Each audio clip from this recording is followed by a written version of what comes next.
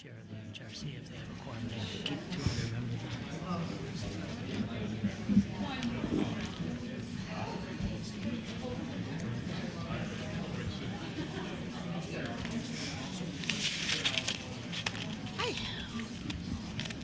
Hi, thanks.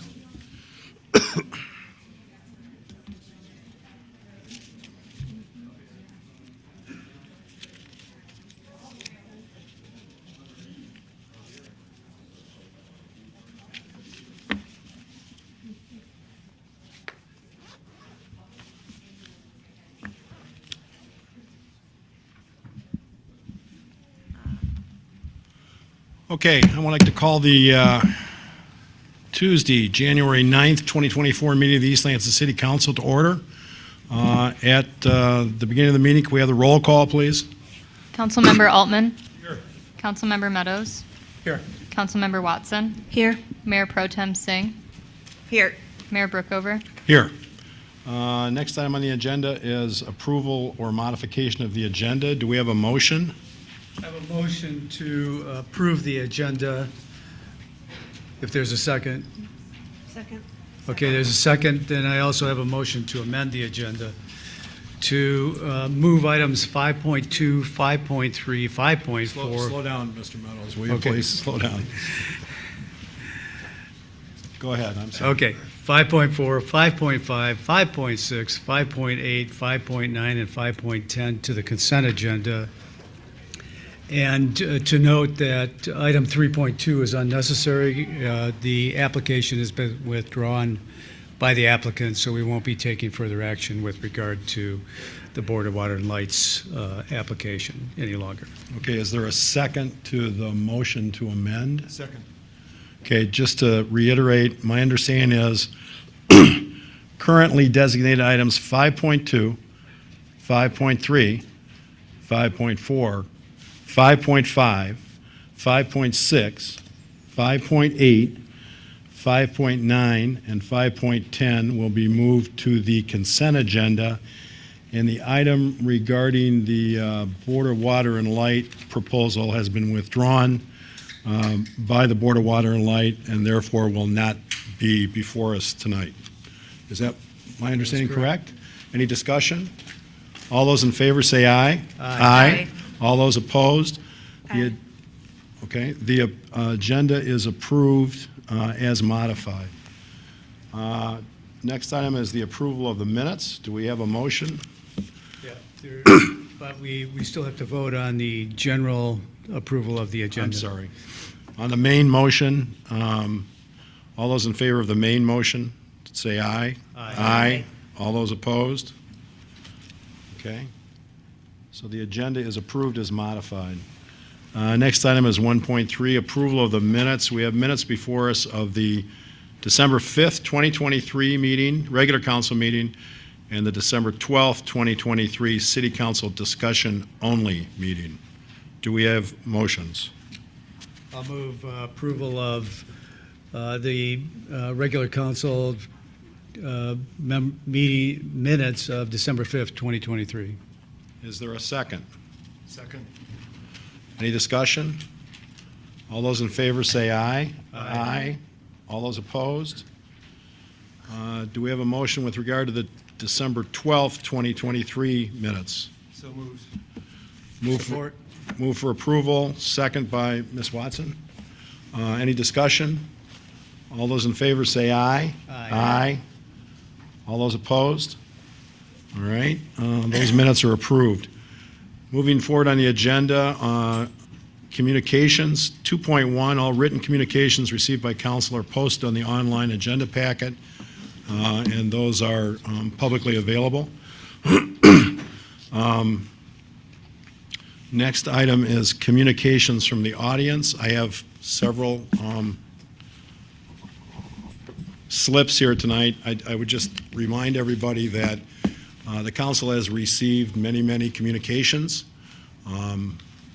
It's always your right to come and repeat what you've emailed to the council, but we've read, if you've emailed or communicated with us in writing, we've already read that communication. So, and I also just would ask that you, when I call your name and you come up to the podium, please give us your name, please. And I'm going to indicate that some of you write almost as badly as I do. And so some of these names I'm not going to be able to read. So I'll do the best I can. Lisa Hominick.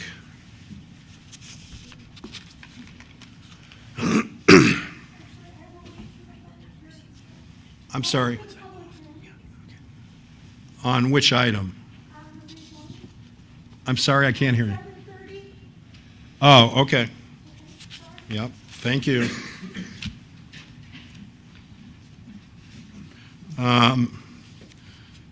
Ms. Anderson? Ava Anderson?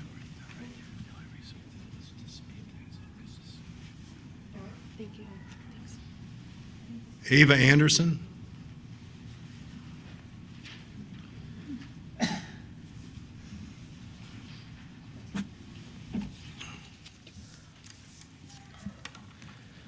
Hello, good evening. I'm a resident of East Lansing. I was here last month, you may remember. My grandparents have lived in East Lansing for many years. I am glad to see the ceasefire resolution on the agenda tonight. I feel concerned that you just moved everything that was after it before it, so it's now the last thing. I'm also concerned about the sort of passive discouragement that you just expressed to the crowd of people who have shown up today. This is clearly very important to us. We are speaking in the midst of a genocide that's happening before our eyes. So I'm here to urge you to pass the ceasefire resolution. I appreciate the language in the ceasefire resolution that names that Israel is committing war crimes in Gaza, including collective punishment. I have also been thinking a lot about the anti-war movements of previous generations in East Lansing and the anti-apartheid movement of the 1970s. The East Lansing City Council passed a selective purchasing agreement prohibiting the city from purchasing supplies and materials from companies with subsidiaries in apartheid South Africa. That's powerful. East Lansing was a leader in the boycott movement of that time. And we are at a very similar moment in history where there's the boycott, divest, and sanctions movement being led against Israel. Israel was, at that time when South Africa was an apartheid state, Israel was one of the nations providing them with weapons and supporting apartheid. Now, just this very week, South Africa is going to the International Criminal Court to press genocide charges against Israel. In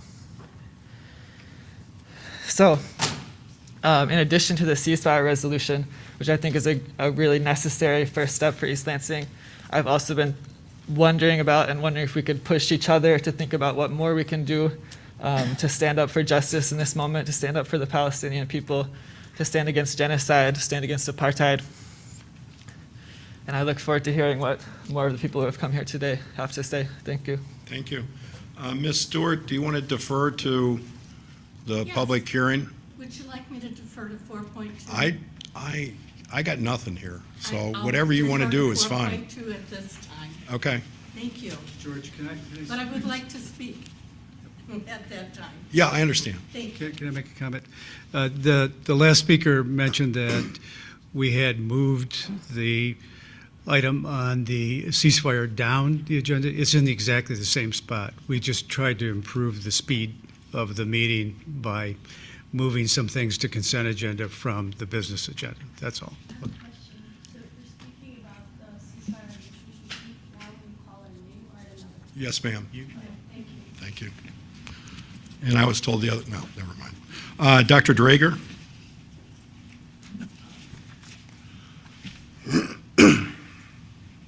Alice Drager, 621 Sunset Lane. Our last city council paid an independent investigator, Attorney Randall Secondine, $30,000 of taxpayer money to undertake an investigation into allegations of charter violations by members of that council. That council included Mayor Ron Bacon, Mayor Pro Tem Jesse Gregg, Noel Garcia Jr., Dana Watson, and George Brookover. On November 2nd, 2023, the Thursday before the election, 4 members of that council held an exceptional meeting with Mr. Brookover absent. The Thursday meeting wasn't announced to the public in any meaningful way. It is unclear if anyone in the public knew it was happening. The meeting wasn't recorded, so no one in the public can listen to a recording to learn what happened. As normal, city staff drafted minutes for the November 2nd meeting. According to the draft, the council voted unanimously 4-0 with Brookover absent, quote, to partially waive the attorney-client privilege regarding the report drafted by Randall Secondine dated October 31st, 2023, limiting to issuing the following statement. The City Council wishes to advise the public that the independent review authorized by the City Council and conducted by Randall Secondine found that assertions of charter violations contained within the anonymous complaint were without merit.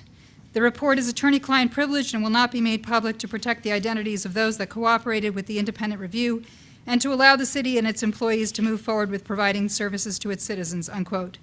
Something very strange is going on with this council, by which I mean the 5 of you. The draft minutes for that extraordinary November 2nd meeting have never been approved. Perhaps you are all unaware, even the 2 attorneys on council who have long served the public, that the failure to approve minutes for the November 2nd meeting violates the Michigan Opens Meeting Act. You've violated the OMA 4 times so far and will violate it a 5th time tonight if those minutes are not approved. According to the Michigan Open Meetings Handbook issued by Attorney General Dana Nessel, quote, minutes for a meeting must be approved at the board's next meeting, unquote. On this point, Nessel refers to the statute specifically, section 15.269, if you want to look it up. The minutes for the November 2nd meeting were supposed to be approved on November 14th. It was Mr. Meadows who suggested at the November 14th meeting that the council not approve the November 2nd minutes. He said correctly there was no recording of it and that of the present council only Dana Watson had been there. He said he wanted to meet with the city manager the next day to learn what had happened at that meeting. But under the law, the minutes needed to be approved on November 14th. You also failed to approve the November 2nd minutes when you met on November 28th, on December 5th, and December 12th. The minutes are not on the agenda tonight for approval either, unless that is the undisclosed purpose of your coming out of closed session later tonight. This will make 5 violations of the Open Meetings Act by this council, and I am ready to make a formal complaint to the Attorney General's office. The idea that you can't approve minutes because you weren't there is legally ridiculous. Elected and appointed officials frequently approve minutes for meetings they didn't attend and for which there are no recordings. In this case, you could ask Ms. Watson if the drafted minutes are accurate, if you want a first-hand memory. If she believes the drafted minutes are wrong, she can offer corrections. The last council veiled this whole issue of the Secondine report in secrecy, and you are all doing the same, only more. Who are you protecting? Why won't you release the report with minimal redactions as needed to protect employees? What legal game is being played here? I don't need to remind you that the election of November 2023 brought in 3 new members to this council.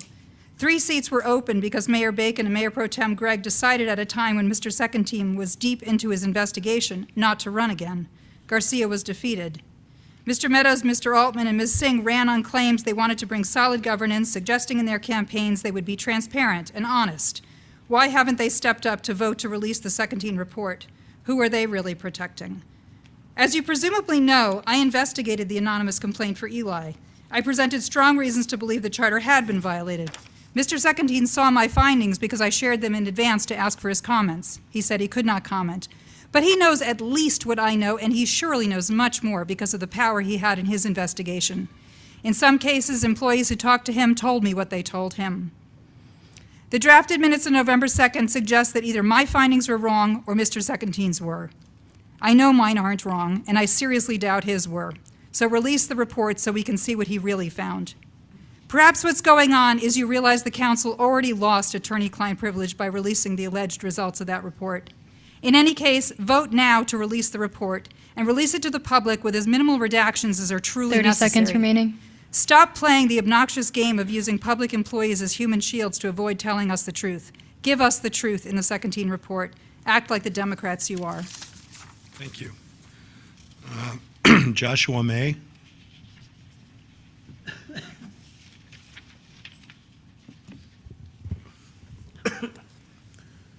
Good evening, Council. My name is Josh May. I'm a student at Michigan State and have been a resident of East Lansing since the fall of 2020. Something about all of this does not seem sit well with me. It's not hard to recognize the pain and suffering within our community. There is nothing wrong about wanting the current situation going on with the war between Israel and its adversaries, both in Gaza with Hamas and in the north with Hezbollah, de-escalated for the good of humanity. And to go further on my point, there is nothing inherently wrong with wanting there to be what many are calling for here today, a ceasefire. However, what is wrong is asking Israel, the only Jewish state in the world, to put down their arms, letting those who stole 1,400 lives, raped women and beheaded children, and burned babies alive to get away with their actions. To let the 120 plus remaining hostages to be kept away from their home for simply living their peaceful lives. By passing this resolution today, that is what you are supporting. It will only divide our community more, create more pain and suffering for the groups impacted by this most. It is ironic to note that the designated terrorist group Hamas has rejected a prolonged ceasefire in the region for whatever their political agenda may be. It is also ironic to note that those captured and tortured in Gaza today are of the most peaceful people in Israel, the ones who lived for a day there would be a lasting and sustainable peace for both Jews and Palestinians in Levant. Nobody expected such atrocities could be carried out in today's world, well, because never again was supposed to mean never again. It is now over 75 years later, and the echoes of the Shoah, the Holocaust, haunt our world again as Jews are being scapegoated and tortured. And they deserve this because they have an innate connection to their indigenous homeland. That is wrong in every single way. It's sad to see the place that is meant to keep us home, keep us safe in a homeland, come under scrutiny for simply defending its people. Baseless claims to call for a genocide, a term created in the wake of the Shoah, are an anti-Semitic blood libel that torments our society daily. It is clear, anti-Semitism was never eradicated from our world. It only went dormant and silent until there was another reason to convince you to blame the Jews. So I stand here today because, again, I say, something about this does not sit well for me. Why does the city want to further divide its community? If there's a need to demonize one side to heal another, we are not doing our jobs that we set out to do as public servants. This resolution is meant to further divide our community, the campus that we call home, and the country that we all love so dearly. We are all free to express our opinions. That is the beauty of this all. But today it is clear that we have no business voting on this legislation. It is not the city's job to further divide us. It is the city's job to help heal, just like we did last year. This resolution does not solve either of those objectives. And with all that being said, I am asking you to please vote no. I thank you for your time. Thank you. Thason Sardar.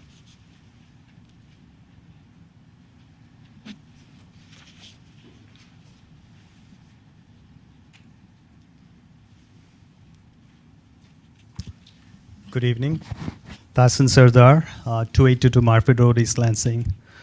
The Biden administration appears to be struggling to rein in an ally nation that has gone rogue, collectively punishing an entire population and bombing with impunity, blinded by its quest for retribution in violation of international norms and rules of war.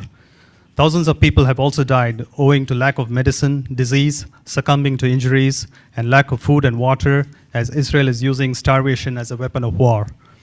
Journalists and healthcare workers are being deliberately targeted. They're dodging death daily, risking their own lives to do their work and save other people's lives. Not speaking against these horrific crimes only exposes the myth of Western values of humanity and basic human rights. How you vote today will reflect on your humanity and our character as a city. How many more dead Palestinians will it take to satiate the lust for a bloody revenge that the Biden administration is brazenly supporting? For anyone wondering why this is a local issue, it is our tax dollars that pay for this carnage. There is precedent for local municipalities and even universities, houses of worship to have a say on global issues, such as protesting the war in Vietnam and divesting from then apartheid South Africa. South Africa today stands in solidarity with Palestine and has filed a case of genocide against Israel that will be heard this Thursday at the International Court of Justice. Their filing includes 9 pages of genocidal intent brazenly proclaimed by Israeli leaders. Earlier today, I submitted a petition to you electronically that has been signed by over 1,000 people. They are all anticipating a prompt adoption of this resolution. Any delays based on semantic arguments will be a source of great disappointment to all of us. It's important to note that every day without a ceasefire, approximately 150 to 250 Palestinians are killed in airstrikes. Additionally, we hope that the Council will not succumb to pressure to politicize this human tragedy by including impractical statements of condemnation. While I'm open to such statements, they should equally address the long-standing conflict and the indiscriminate genocidal violence that has been ongoing since October 7th. I heard that there might be an attempt to delay the resolution seeking clarification over language. I hope that this is not true, because I wrote thrice to you all in as many weeks, offering to clarify any questions you may have in regards to the resolution. I take it that you have no questions, because none of you sought clarification in any statement from the HRC resolution. And I must recognize at this time the prompt acknowledgement from your executive admin, Tammy, that she relayed each of my correspondence to all the council members. So thank you, Tammy. We trust that your commitment to the sanctity of human life will guide your decision and rise above any coercive influences. This is a bare bones resolution. You can be remembered for calling for an end to crimes against humanity, or forever be remembered for failing to do your part to stop the genocide. Thank you. Thank you, sir. Isaac Smith.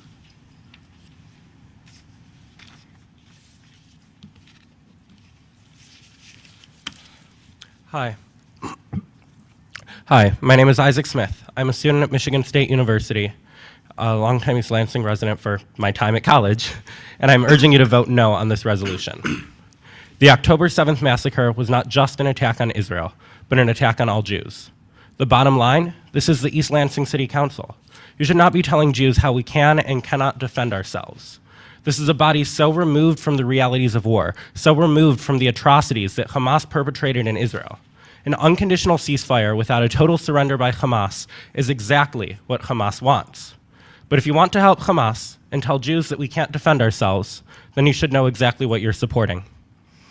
These are witness testimonies from the generally anti-Israel New York Times thorough investigation into the atrocities committed by Hamas on October 7th. It's graphic, but if you're going to vote on this resolution, it's the truth. A white van pulled up and its doors flew open. He then saw 5 men wearing civilian clothes, all carrying knives and one carrying a hammer, dragging a woman across the ground. She was young, naked, and screaming. They all gather around her, he said. She's standing up. They start raping her. I saw the men standing in a half circle around her. One penetrates her. She screams. I still remember her voice, screams without words. Then one of them raises a knife, he said, and they just slaughtered her.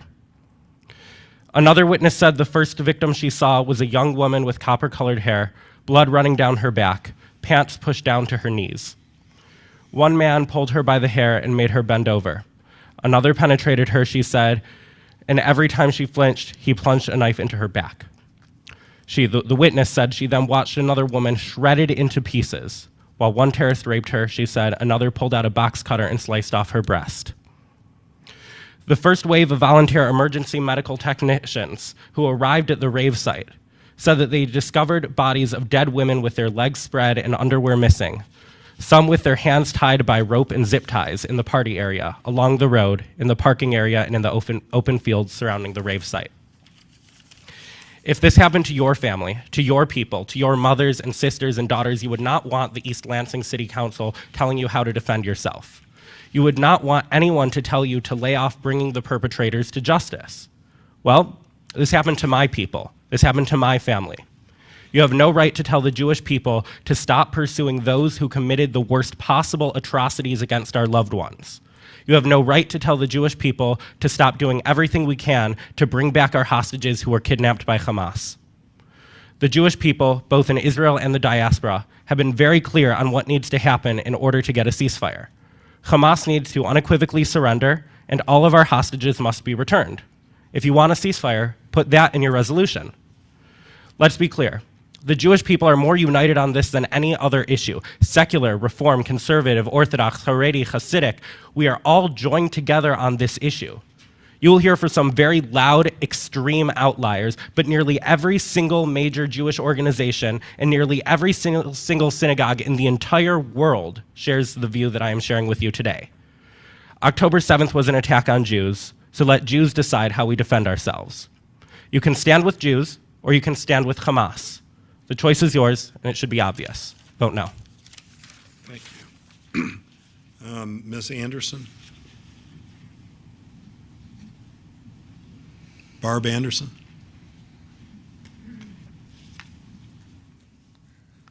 My name is Barb Anderson. I live in East Lansing. I am speaking in favor of the City Council passing the resolution in favor of a ceasefire in Gaza and Israel. It is way past time for the violence to stop. Thank you. Thank you very much. Wasim El Reyes?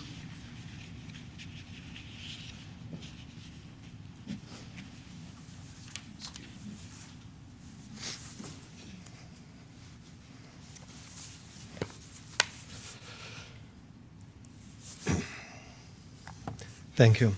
My name is Wasim El Reyes. I'm an associate professor of political theory at James Madison College, Michigan State University. I'm a Palestinian American. I am also a Gazan, with family roots in that ancient city that extend back many generations before the State of Israel was even conceived as an idea in late 19th century Europe.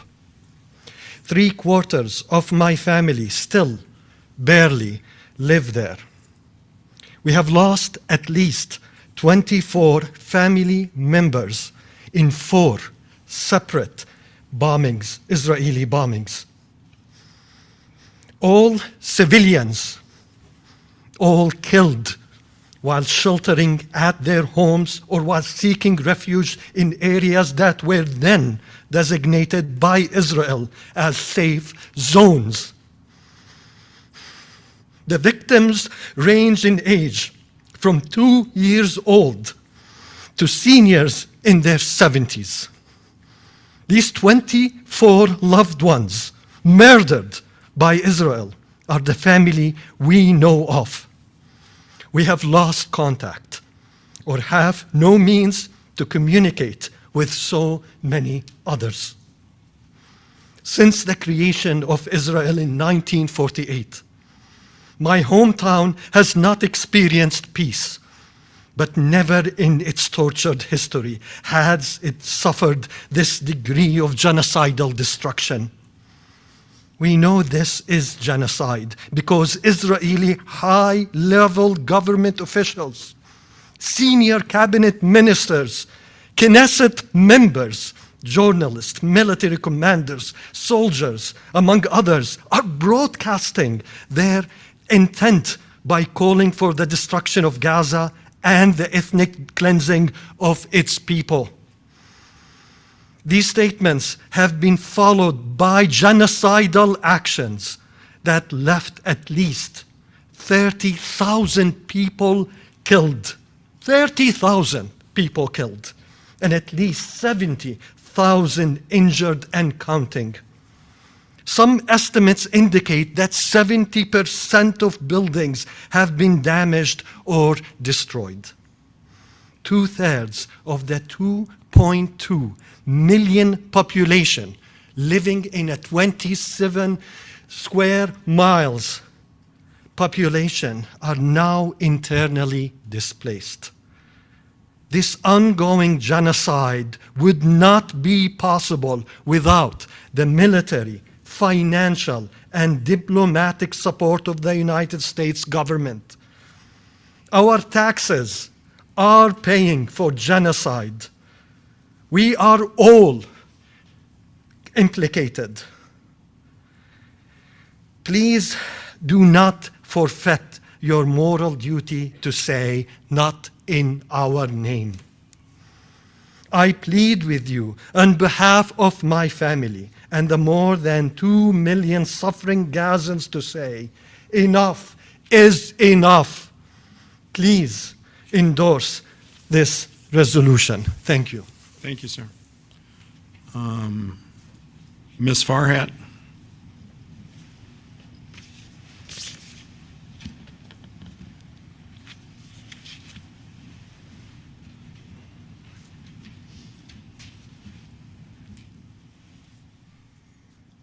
Thank you.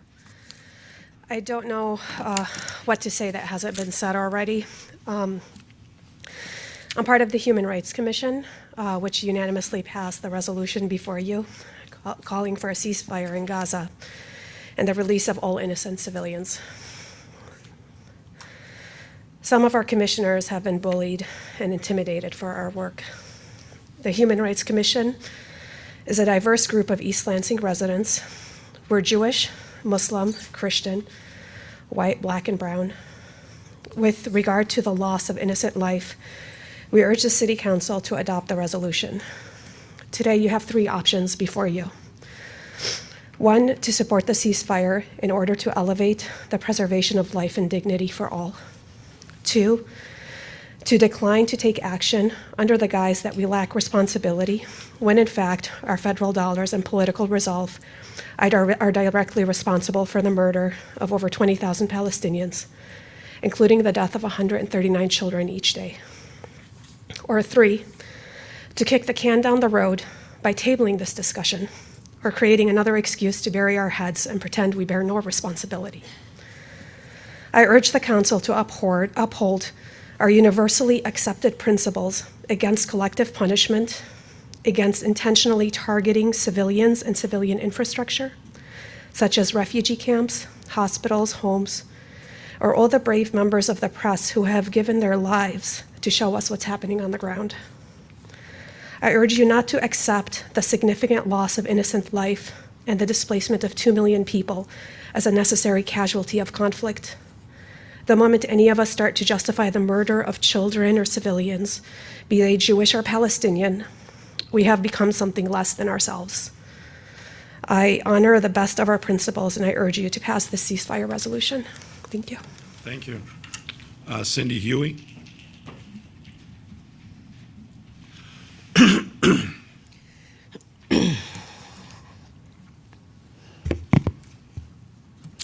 My name is Cindy Huey, and I'm proud to have served for more than 2 decades as the Executive Director of the Hillel Jewish Student Center in East Lansing, where I retired after 24 years of service at the end of December.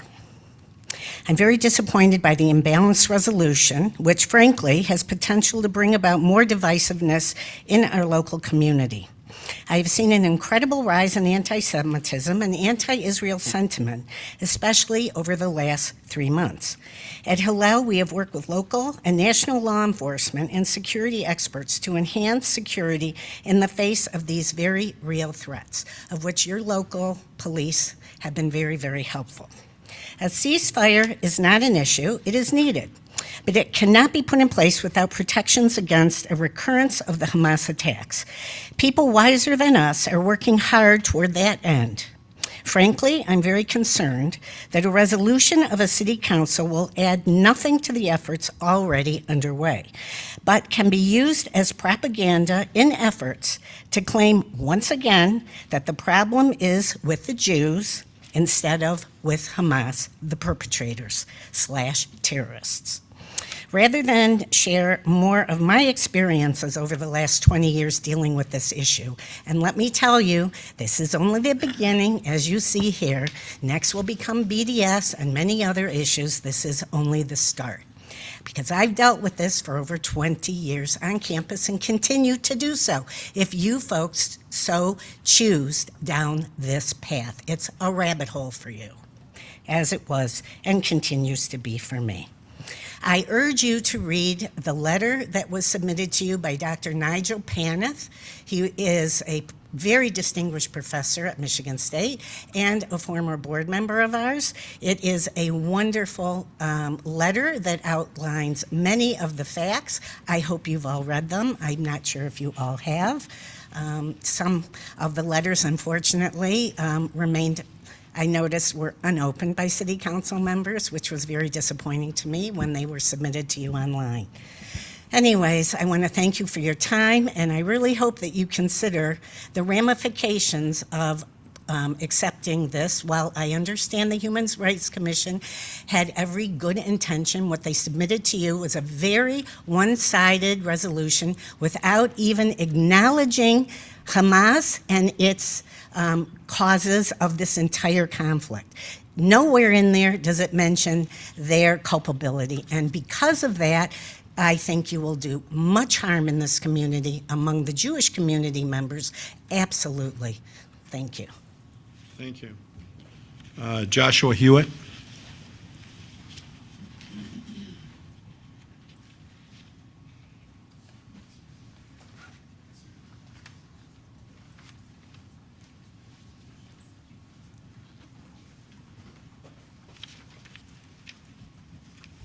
Hello, Joshua Hewitt, East Lansing. I'd just like to read an excerpt from this book by Noam Chomsky. It's Who Rules the World. It was published in 2017.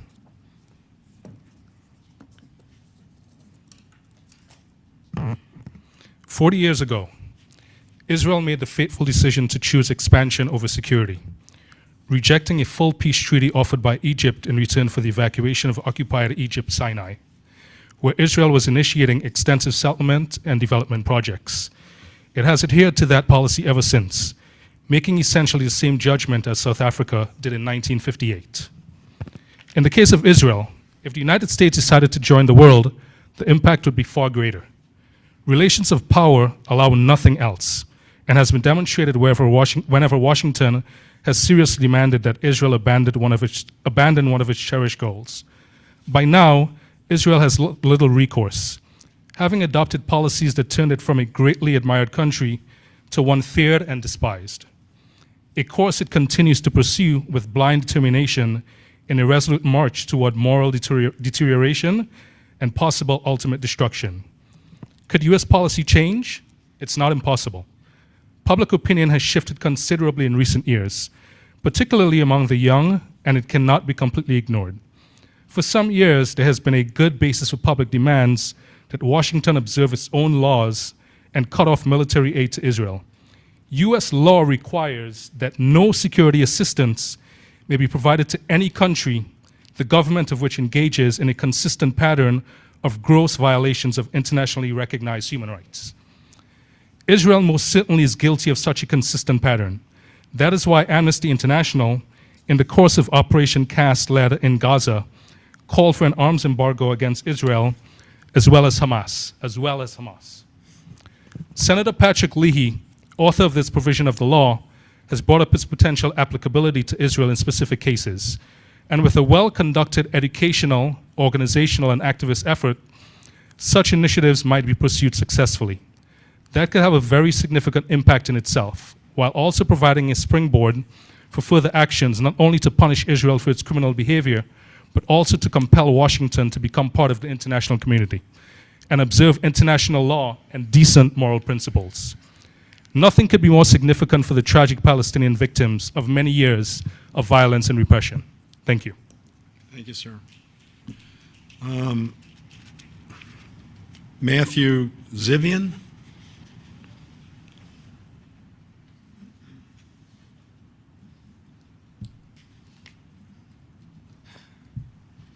I'm going to be late to practice. All right.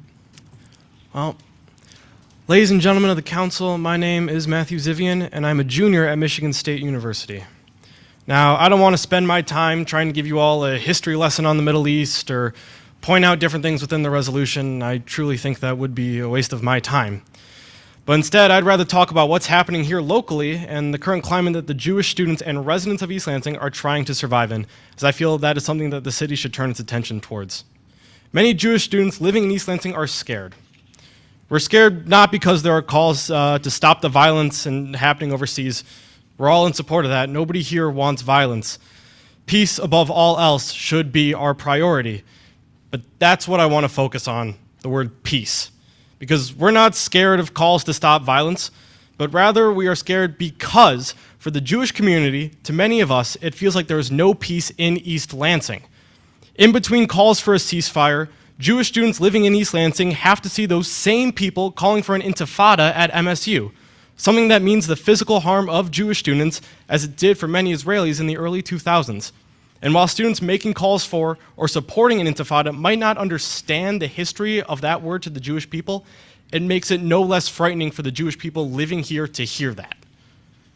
In between all those calls for a ceasefire, our Jewish identities have been attacked day in and day out, being targeted at football games and basketball games just for wearing a Star of David necklace.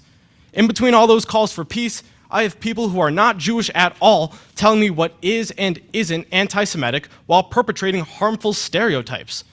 In between all those calls for peace, I've had a fellow student look me in the eyes and tell me Jews do not belong in the Middle East at all. Days after Hamas rejected a ceasefire agreement put forward by Israel, my cousin, Judy Weinstein, a hostage taken by Hamas, was killed in captivity. While I did receive support from my friends inside and outside of the Jewish community, I also had that mixed in with a message I received earlier that I could not stop staring at, in which they called me a disgusting person and attacked me for not feeling safe on my campus despite everything that I just listed. Plus the stories of many other Jewish students on campus experiencing the same things here in East Lansing and the violent attacks that have been carried out across the United States in college towns to Jewish individuals. So I invite you all to dip your toes in geopolitics and solve international crises, but please actually consider the real harm that's being done to residents that live in East Lansing that are happening day in and day out. It's a very tough time to be a Jewish person in East Lansing. It's not getting any easier. This resolution will not help any Jewish students or Jewish residents in East Lansing. Unfortunately, this suffering will only continue for us with no stopping in sight. Thank you, ladies and gentlemen, for your time. Thank you. Eliza Burr. Eliza Burr. Excuse me.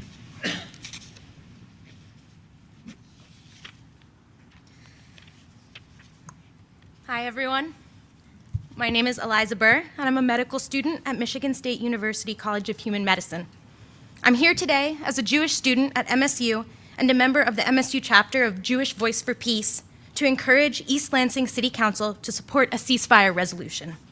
For over 3 months now, the people of Gaza have been living and dying in inhumane conditions due to unrelenting attacks by the Israeli government. At least 22,835 Gazans have been murdered in these past 3 months, with approximately 70% of these deaths made up of women and children, according to the UN Office for the Coordination of Human Affairs. The organization Save the Children estimates that more than 10 children per day are losing one or both of their limbs. As someone who spends most days in hospitals helping our community members heal, these statistics are unfathomable. And as a Jewish person raised on the principles of tikkun olam, or repairing the world, and pikuach nefesh, or saving a life, I go to the hospital every day wondering why our children and our loved ones get the chance to live while those in Gaza do not. I look at our children receiving antibiotics, and I wonder why so many in the US have decided that they deserve life more than Gazan children. My family has experienced so much loss during the Holocaust and has been no stranger to anti-Semitic acts that threaten our lives and safety throughout the generations. It is with this background that I can firmly say that supporting a ceasefire is not anti-Semitic. Disagreeing with the actions of Israel is not anti-Semitic. Holding hope in our hearts for the rights of Palestinians to live, as we do here in the US, with dignity and freedom is not anti-Semitic.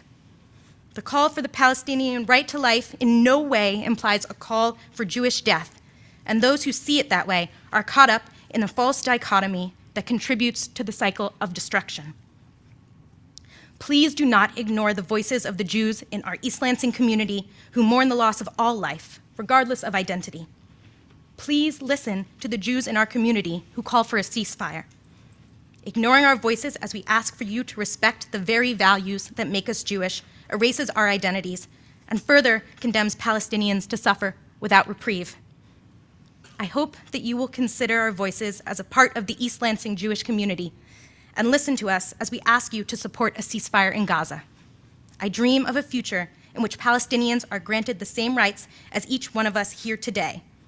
I think you have the unique privilege and power to help us build that future. Thank you for that time. Thank you.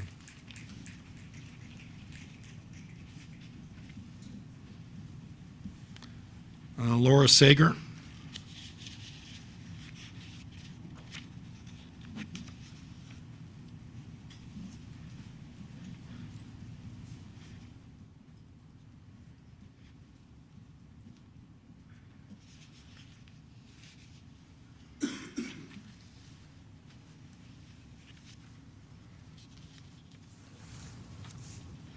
Mayor Brookover and members of the council, thank you for the opportunity to address you today. I live in downtown East Lansing and have been a resident on and off for over 50 years.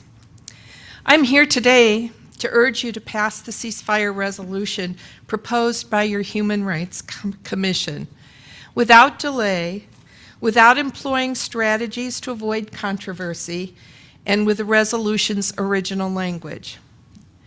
When I see the broken and damaged bodies of the children of Gaza and the terror and grief of their parents, I see the faces of my own beloved children and grandchildren.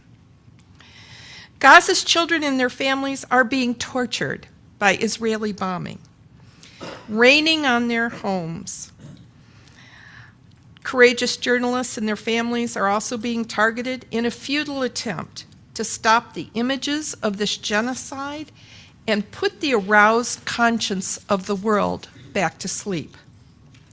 Genocide is a term that actually sanitizes what is happening, as families are being burned alive, crushed under rubble, often dying long, excruciating deaths alone. Those rescued from the rubble have horrific injuries and are subjected to amputations without anesthesia in hospitals that are also being targeted by Israeli bombs. Thousands of Gaza's children will never recover from the trauma or the horrible injuries if they survive being orphaned, starved, denied water and fuel, and the diseases that will follow the lack of necessities and medical care. Thanks to the courage of the remaining Palestinian journalists, we all have a window on those horrors, and it can never be said we didn't know. We do know. We also know that these atrocities could not go on without the full support of the U.S. If the U.S. government demands a permanent ceasefire and turns off the spigot of military and financial aid, Israel would have to comply. Then the devastation and trauma of the bombardment could be addressed, and countless lives would be saved. That's why this resolution is so vitally important. Millions of ordinary citizens and organizations around the world are standing up to say, never again means never again for anyone, including thousands of Israeli citizens. Time is of the essence. Every day, each moment that we delay action, more children and their families will die. Your voices are needed in the worldwide effort to stop the killing and the brutalizing of Palestinian civilians. This is your chance, collectively, to take a stand for human rights, for human decency, and I ask you again, please listen to the voices that are urging you to pass a ceasefire resolution tonight. I passed out my remarks, and there's a short poem. I'll just read the first stanza because it encapsulates some of what I was feeling when I thought about this meeting. Last night I dreamed 10,000 grandmothers from the 100 corners of the earth walked into the gap, one breath deep, between the bullet and the flesh, between the bomb and the family. They told us we cannot wait for governments. There are no peacekeepers boarding planes. There are no leaders who dare to say, every life is precious, as it will leave, and it will have to be us. I would like to say just a word about divisiveness. Standing up for what's right in this world is divisive. It was divisive in 30 the seconds civil remaining. rights movement. It was divisive in the fight against South African apartheid. It is always divisive. We do what we can to bring everyone into the fold, but I want to say, please have the courage of your convictions and make sure your dedication to human rights is a principle and not a costume. Thank you. Thank you. Saba Saeed.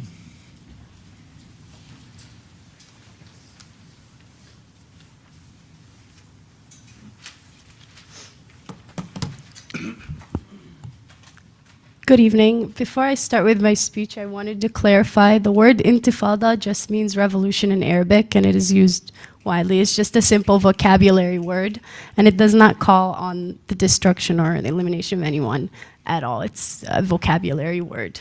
Anyways, good evening all. My name is Sawa Saad, and I'm a Palestinian student at Michigan State University. I come to you today in my traditional attire that's been worn by my people for many generations before me. As a Palestinian, I'm already assumed to be the criminal, the threat, the problem, the controversy, and the conflict. I've seen this on my campus and faced the racism and the discrimination that follows with that. And whether it's being labeled as a terrorist, a pro-terror, a terrorist sympathizer, or anything that you would like by people even within this room, and being retaliated against by people within this room, just simply for sharing my stories, my truth as a Palestinian woman who's lived there and has experienced the atrocities by the Israeli government.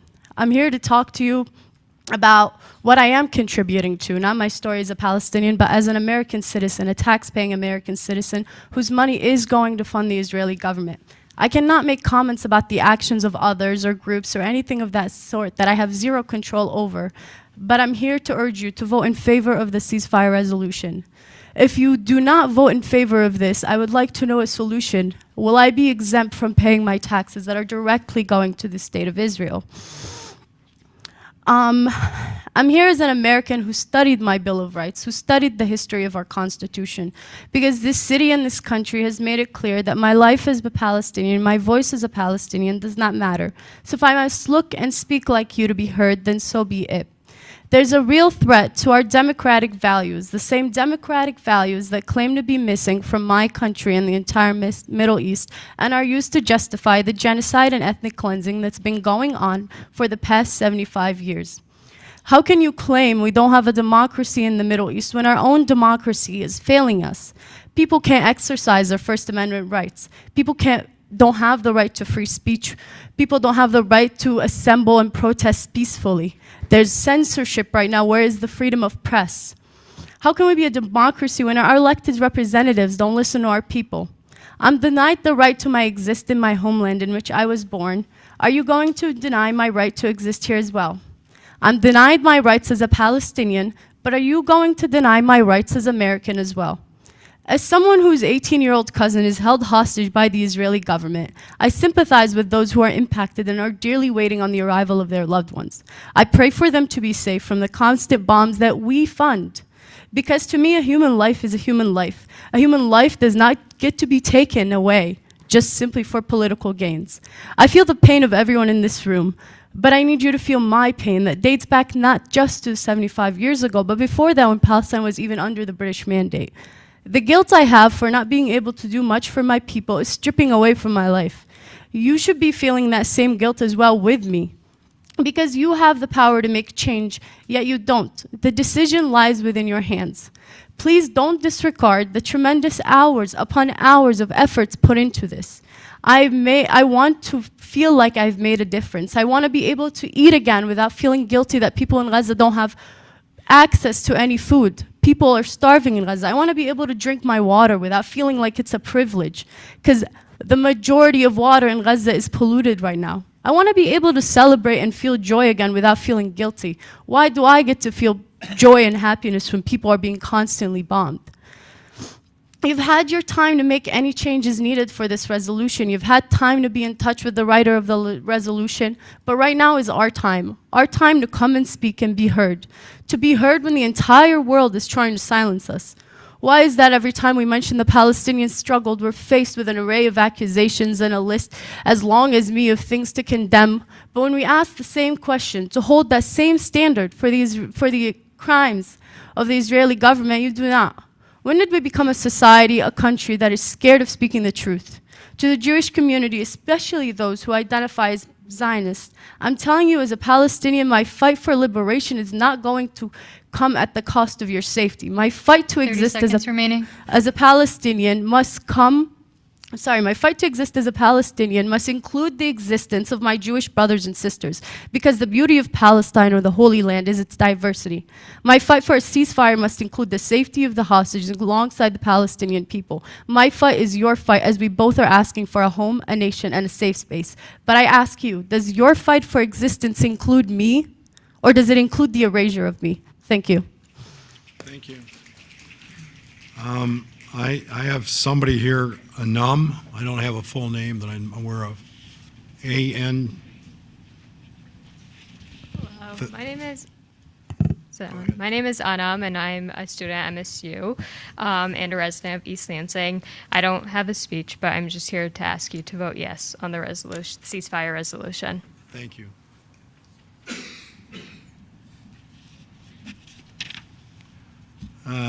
Tazkira Amen.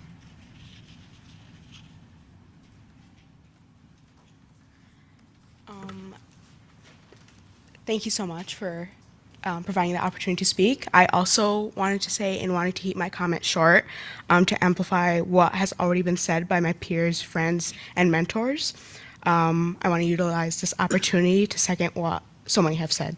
In following suit of Detroit and so many other city councils that have already passed a resolution, I ask that this council do the same in passing a resolution to support the ceasefire in Gaza. Thank you. Adi Kumar.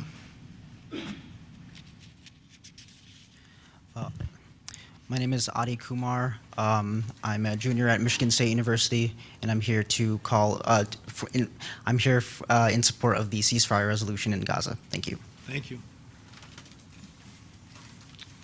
I'm sorry, I'm not going to be able to read this one. Alyssa Hakeem. It's an H. Thank you. I moved to East Lansing for school, coming from an Arab family, one that left Lebanon for a better future, and it was hard leaving. My family came to America to escape the conditions produced by Israeli violence. Our family members were murdered, our home was bombed, and our graves were desecrated. The last time I was in Lebanon, I was told that there were still cluster bombs from the 2006 war, and they looked like toys and had killed 2 children that summer. Today, I still think about my relatives in Lebanon, my grandparents and great-grandparents, some of which were kidnapped and tortured by Israeli forces, my aunts and uncles and my cousins of all ages, including a newborn baby. I wake up every morning in tears hoping they're still alive, because Israel has threatened Lebanon with the same genocidal violence Palestine is currently enduring. It's affected me immensely in East Lansing. I feel like I can't talk about this pain and the very real history I hold without retaliation, because every single time the word Palestine is uttered, it is always met with accusations of terrorism. I hope a ceasefire resolution could challenge this narrative. It would assert, just like all other lives, Palestinian lives matter and Arab lives matter. Trying to have these conversations at MSU has been difficult. I've personally reached out to Jewish peers and Jewish organizations and institutions such as MSU Hillel and the Jewish Student Union to collaborate and try to bridge build, because our pain is so similar. These attempts are ignored, preventing any sort of conversation from happening. This resolution would do more than add national pressure. It would set a precedent that the targeting of innocent men, women, and children, whether they live in Palestine and Israel, is unacceptable. It opens the door for genuine and compassionate communication between all people affected by the ongoing violence, recognizing that Palestinian liberation and Jewish safety are not opposing causes. They go hand in hand, and they have always gone hand in hand. Just as Hannah Arendt, a Jewish German-American philosopher and scholar on totalitarianism and fascism, asserted in 1948 when she warned against Israel's road to fascism, because it would harm all people. This resolution would challenge the double standard that Arabs face when we try to talk about our experiences. As Arabs, we constantly have to convince people of our humanity and ask them to look at us as people before they look at us as monsters. We have to beg them not to refer to us as terrorists just because we're Arab or Muslim, or because we want an end to the violence, especially because some of the people in this room have already done so. We have to educate on our words and our culture and our history that others liken with violence, whether it be due to their own ignorance or their racism. Just as Saba mentioned earlier, a person used the word intifada, which roughly translates to the shaking off of something. It means revolution. It means freeing yourself from oppression. And as Israel is charged with genocide allegations, this oppression is worsened every single day. I ask you to please vote yes on the ceasefire resolution. There are people in those schools that are attacked. People in the hospitals, in the tents, in the refugee camps. There are people in the graves, people in the streets. Innocent people that should not be asked to leave their homes or be killed, all while facing starvation and disease. Dead bodies that should not be mutilated for once living in Palestine. This city is a leader. This city is a hub. It is a space that many people call home, especially our international and undocumented allies who seek refuge in this sanctuary city. For the remainder of my time, I'm going to read the following quotes from Israeli officials that discuss the genocidal intent of the state of Israel. We are dropping hundreds of tons of bombs on Gaza. The focus is on destruction, not accuracy, which was said by an Israeli army spokesman. We will turn Gaza into an island of ruins, said by Benjamin Netanyahu. Now there is only one goal, Nakba, which is the violent expulsion of Palestinians from their indigenous homeland. A Nakba in Gaza that will dwarf the Nakba of 1948, said by a politician of the Likud party. Wipe out their families, their mothers, and their children. These animals must not be allowed to live any longer, said by a veteran of the Israeli army while he was giving some motivational speech to the IDF forces. Jericho missile, doomsday weapon, that's my opinion. Powerful rockets to be fired without borders. Gaza to be smashed and razed to the ground without mercy, another Israeli politician from the Likud party. There will be no electricity, no food, no fuel. Everything is closed. We are fighting animal people, and we will act accordingly, said by the defense minister of Israel. 30 seconds remaining. It is an entire nation who are responsible. This rhetoric about civilians supposedly not being involved is absolutely untrue, and we will fight until we break their backs, said by the president of Israel. I want to tell the world that what they have known all along about me in Israel. I don't care about Gaza. I literally do not care about Gaza. They can go swimming in the sea, said by the Israel's Minister of Women's Affairs. Animal humans will be treated accordingly. You wanted hell and you'll get hell, said by the Major General of the Israeli Army. Please vote yes on the resolution. Thank you. Thank you. Stan Kaplowitz.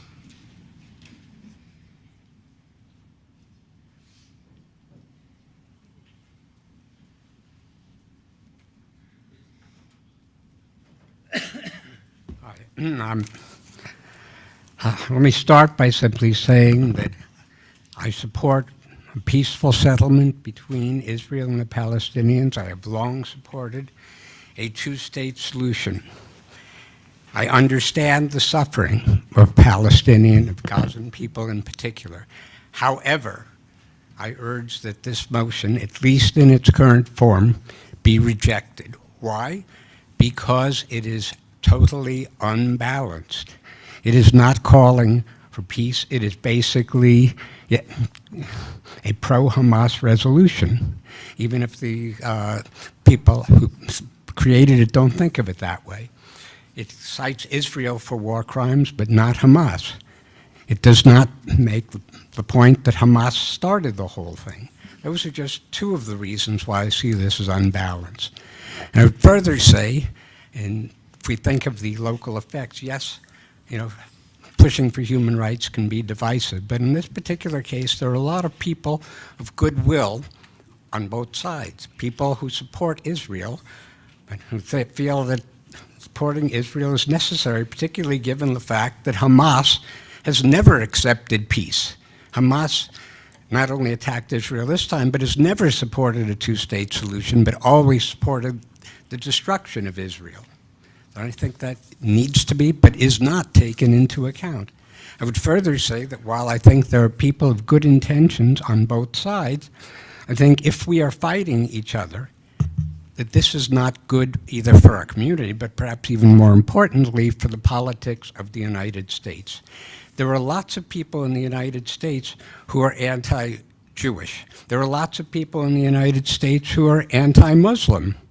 Some of them are the same, some of them are different. There are lots of people in the United States who will support a government which would end democracy. I think all of us who want democracy, we can disagree with each other, but if we are at each other's throats, it is not a good thing for the future of this country. Thank you. Thank you, sir. I'm sorry, I can't read the name. Abu Zama? Thank you.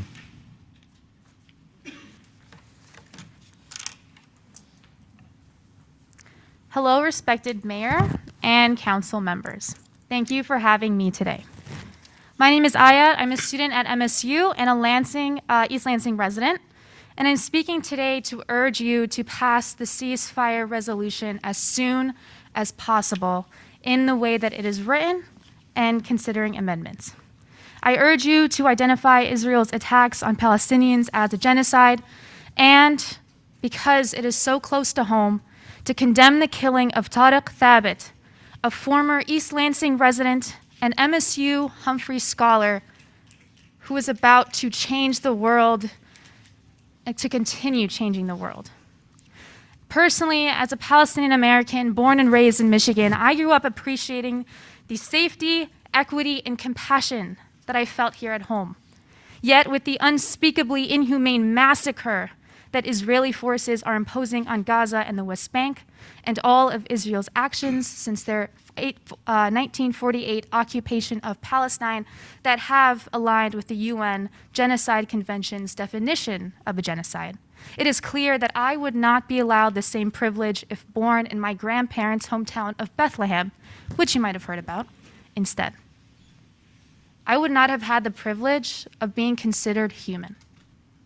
Rather, I may have been one of the 23,210 Palestinians, including 10,000 children, killed by Israel since October 7th, or the 8,000 missing and presumed dead under the rubble, or of the 70,000 severely injured, or of the millions displaced and starving without aid.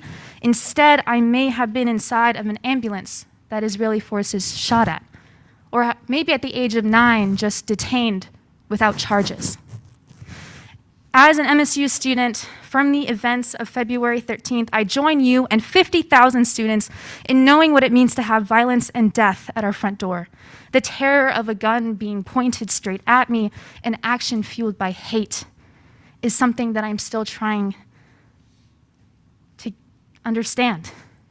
Yet this is the terrifying daily reality of Palestinian infants, children, parents, and grandparents. This was the reality of Tariq Thabit, his wife, parents, all of his children, and all of his siblings who were killed by an Israeli airstrike on their home on October 29th. Considering our personal ties, it is imperative that we pass this resolution and condemn Tariq family's murder in it as well. After February's events, our community has vowed to never allow mass killing and violence to happen again. And community support warmed all of our hearts, and I thank you for that.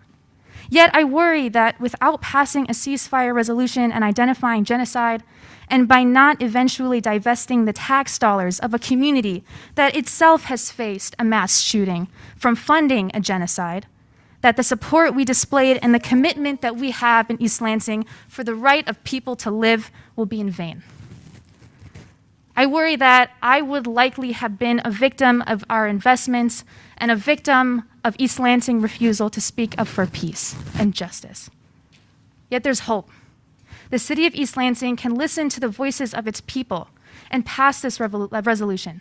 We can stand up for the millions of indigenous Palestinians suffering dehumanization and cruelty at this very second, and make the decision not to be complacent in war crimes, racism, apartheid, and ethnic cleansing.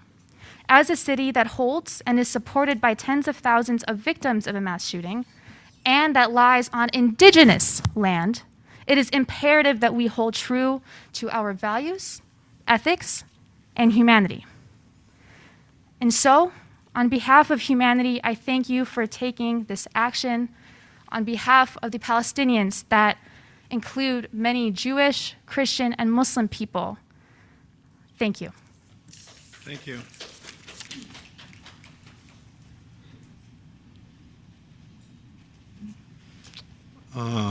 I'm sorry, I can't read this one.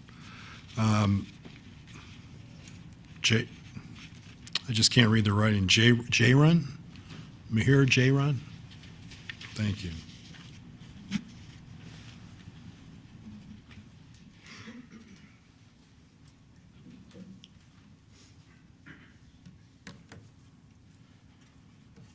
Assalamu alaikum. My name is Mahir Ga'ran. I'm a Yemeni American, and I am calling on this council to vote yes for a ceasefire resolution tonight and add this city to the growing number of local cities in Michigan calling for an end to the violence. According to Euromed, Human Rights Watch, the death toll in Gaza is nearly 30,000, with the majority being women and children. As the bombardment continues and as bodies continue to be found under the rubble, white phosphorus bombs are being dropped on people, civilians. People are using shelters. They're finding shelter in schools that are being bombed. 30% of deaths were in southern Gaza, where civilians fled after Israel warned those in the north to evacuate. Furthermore, Palestinians with long-term illnesses like diabetes, heart conditions, cancers, or even if they're pregnant, are facing severe complications, challenges, and death due to the inability to seek medical treatment. Because the entire healthcare system was sabotaged by the airstrikes and ground invasion. I trust you to prioritize your constituents' concerns and campaign the greater good. It is imperative we call for a ceasefire because that is what the majority wants, and it sends a message to others that we prioritize humanity, inshallah. Thank you for your time. I want to insist that a ceasefire is in no way an inflammatory language or anti-Semitic. This issue matters to us as Michiganders with a significant Palestinian and Jewish population demanding an end to the genocide. Thank you. Thank you. Sabeth Brinkman-Dalbo.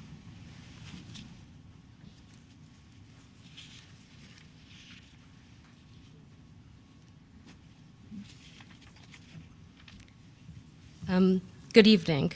My name is Savith Brinkman-Delbo. I am a Jewish Romanian American and a resident of East Lansing, as well as a student at Michigan State University. On December 29th, South Africa filed the case with the International Court of Justice, aka the World Court, against Israel, stating it is in violation of its obligation under the Genocide Convention, as its actions are genocidal in character because they are intended to bring about the destruction of a substantial part of the Palestinian national, racial, and ethnic group. They have called for the ICJ to expedite a hearing within 2 weeks due to the extreme actions of the Israeli government on Gaza. We are currently waiting for the response of the ICJ in order to proceed with legal action. If the ICJ issues an order against Israel, this would mean they have determined that indeed the genocide against the Palestinians is ongoing. All contracting parties, 153 states, are obligated to prevent Israel's genocide against the Palestinians. And 3, the Biden administration stands condemned too, as the Genocide Convention criminalizes complicity in genocide. And in fact, the Biden administration bypassed Congress for the second time in the month of December to give $147.5 million in military equipment. Hundreds of legal scholars around the world and the U.S. Center for the Constitutional Rights say that Biden, Blinken, and Austin are aiding and abetting genocide. If everything goes to plan, Israel will appear before the court January 11th through the 12th. And from there, an order is expected to be issued within a week. The ICJ's rulings are final and would be binding to Israel as a member of the UN. Additionally, it is not subject for appeal. While the ICJ can only hope Israel will comply, Israel does have a history of non-compliance with international laws, as we've seen just in the past 3 months. However, the UN Security Council has taken special measures to enforce the ruling, and South Africa has already requested this be done in the case of a guilty verdict. The ICJ can also issue an injunction, a judicial order that would legally restrain Israel from continuing its genocidal crime and compel them to follow the anticipated ruling. The international community and the majority of the US citizens have called for a ceasefire, and Israel still continues its genocide against the Palestinian people with the help of the US, against the US citizens' requests. The current death toll is over 22,000 civilians, of which 4,000 are children. It is clear Israel is attempting to wipe out any evidence of the Palestinian people and culture. We cannot sit and watch this happen. When we say not again, never again, we mean never again for anyone. Let us also remember that this did not begin October 7th, but is a continuation of the 1948 Nakba, as many of the politicians of Israel have stated. Additionally, sorry, I'm bad at speaking publicly. Okay. Additionally, I think to state that certain Jewish opinions are inherently correct while others are outliers is an attempt at erasing Jewish identities that don't align with your views. Also, I've had people in this room post pictures of people who have spoken for the ceasefire and for Palestinians, stating that, posting a picture and stating hashtag get them off campus. While anti-Semitism is on the rise, Islamophobia is heavily on the rise as well, and we cannot just look for one and not the other. We must call for a ceasefire while we can still be on the right side of history. Thank you. Thank you. Robin Huey.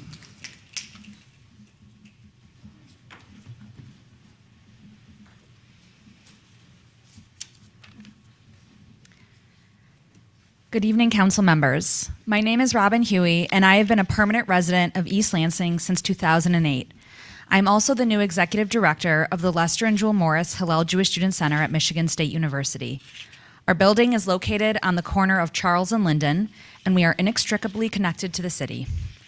As a resident of East Lansing, a graduate of the East Lansing Emerging Leaders Program, and a longstanding board member of the White House Neighborhood Association, I am frankly confused about how the ceasefire resolution has anything to do with our city.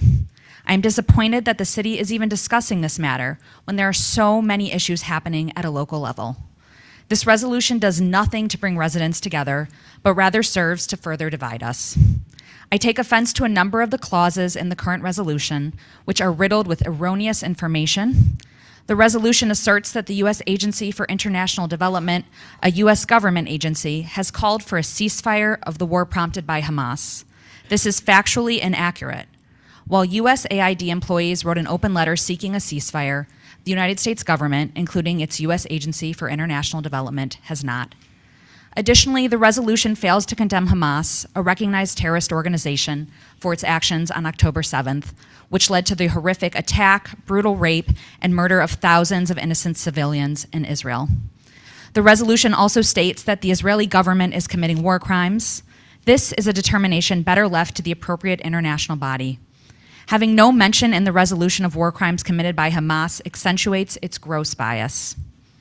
In addition to the indiscriminate murders committed by Hamas on October 7th, they took hundreds of hostages, including Ariel Bibas, age 4, his baby brother Kiefer Bibas, who was taken hostage at 10 months, and Chaim Perry, a 79-year-old peace activist who drove Gazans to and from medical treatments in Israel. Please know that your words matter. Addressing potential war crimes committed by Israel while failing to mention the horrific atrocities committed by Hamas minimizes its larger role in this conflict and excuses the murder of innocent Jews. This resolution will hurt our local and global Jewish community as we struggle with an unprecedented rise in anti-Semitism. Since the Hamas massacre of Israeli civilians on October 7th, the Anti-Defamation League has recorded a significant spike in anti-Semitic incidents across the U.S. Data from the ADL Center on Extremism indicates that reported incidents of harassment, vandalism, and assault have increased by 388% over the same period last year. I can personally attest to this, as my office window at the MSU Hillel building was vandalized only a few short weeks ago, right here in East Lansing. While we all wish for peace and pray for an end to the violence currently unfolding in Israel and Gaza, I still don't understand how this unbalanced resolution strengthens our community. How does this affect or impact East Lansing residents? Who does it benefit? I am hoping that the City Council does not pass this as presented. In fact, I hope the city decides not to take it up at all, as the proposed resolution clearly addresses matters that far exceed this circumscribed jurisdiction. Nothing in the code's definition of the HRC's functions and responsibilities extends its jurisdiction beyond the city of East Lansing to matters of United States foreign policy or international law or affairs. I worry about the divisiveness this will bring to our city. As I've experienced what's been happening on campus and how our Jewish students have been impacted by these types of resolutions, I can guarantee that it will not be positive and will only serve to further isolate, demonize, and demoralize members of the East Lansing Jewish community. Thank you. Thank you. Raquel Mueller.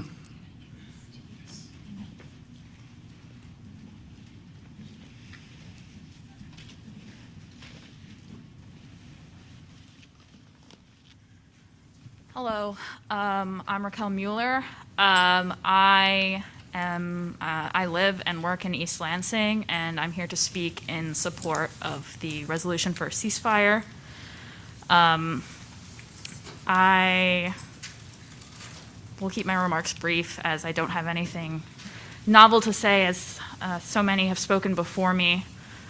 I just want to add and reiterate that our community is diverse and vibrant, that within our community, there are those we have lost to this violence in Gaza, and extensions of our community, loved ones, family members, friends, coworkers, colleagues, and more, who we have lost or that we worry we will lose in the future if the violence doesn't end soon. I also want to reiterate that our tax dollars are going to this violence. They continue to fund and fuel this violence, and it will only cause more death. Thank you. Thank you. Ian Ageen, I think it is, Ajeer.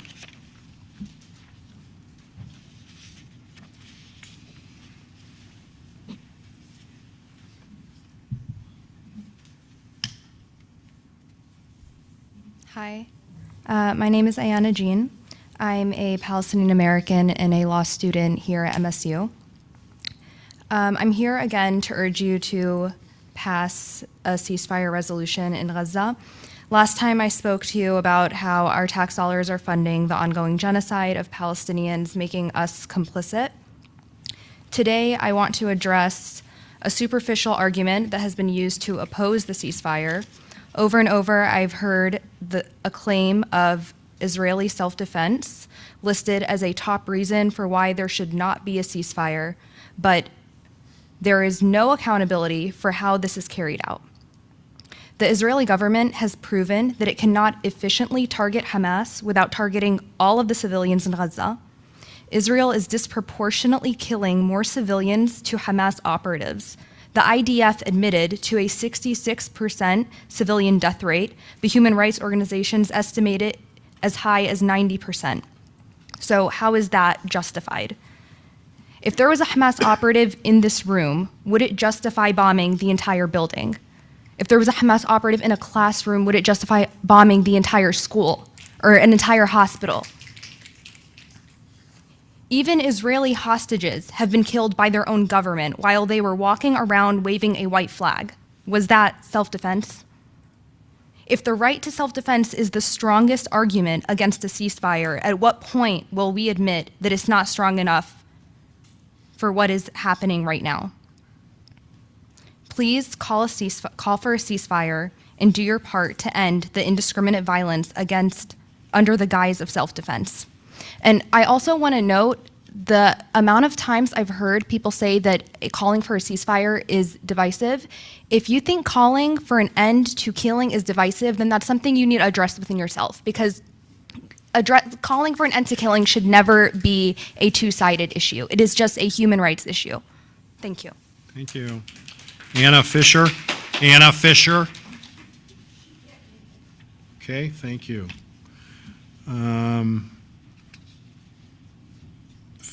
Farhan Oman.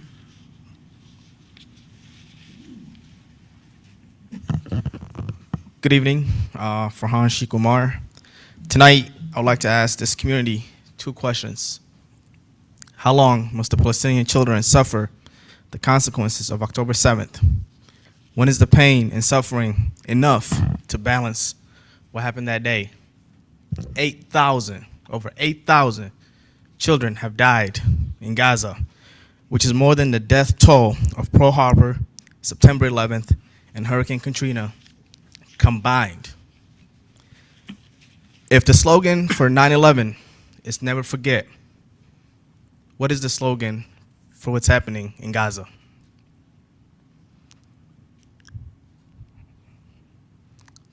The call for ceasefire does not just benefit the kids in Gaza or the people of Gaza.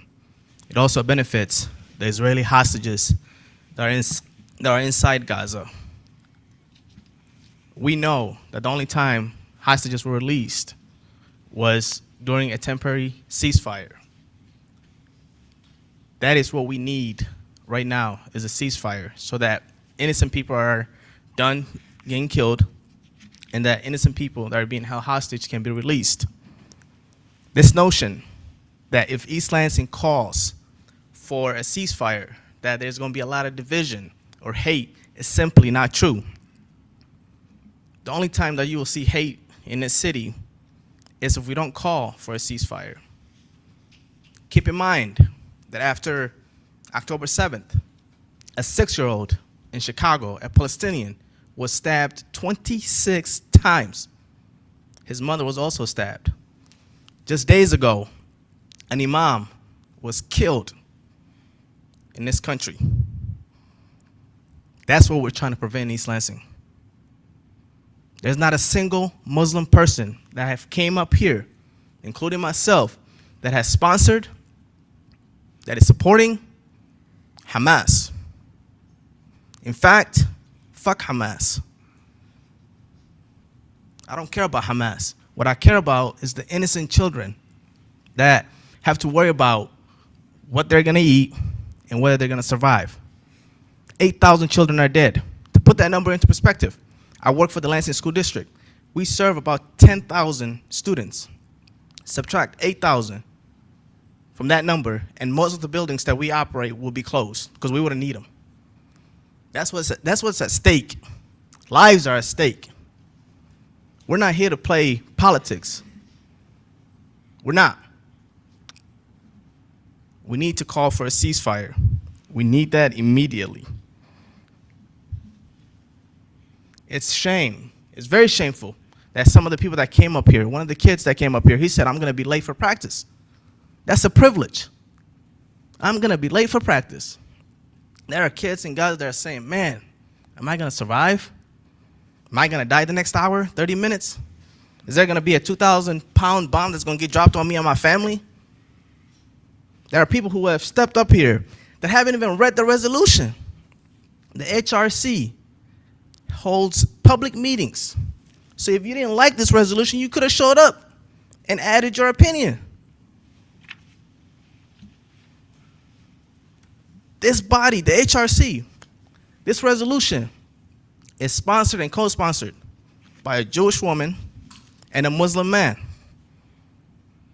The people that have came up here, Muslims, Jews, Christians, young, old, black, white, they've all said the same thing: a ceasefire to stop the killing. That's not divisive. That's not creating hate. This resolution is going to bring healing to the city. It's going to bridge the gap.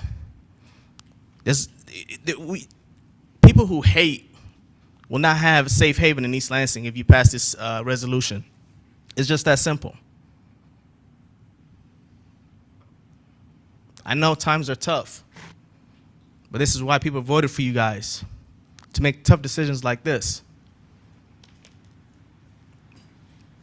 And to the Democrats, 30 seconds remaining. especially to Joe Biden, He won the state of Michigan by over 100,000 votes.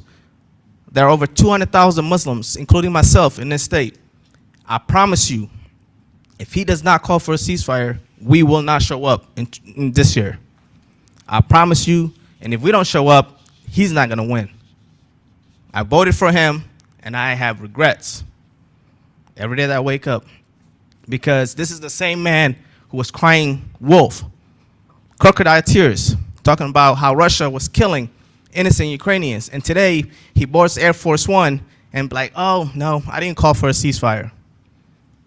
The reason why Gretchen Whitmer won is because of us Muslims and black people in this community. The reason why Alyssa Slotkin, Debbie Stabenow, the reason why they all won and are currently in office is because of us.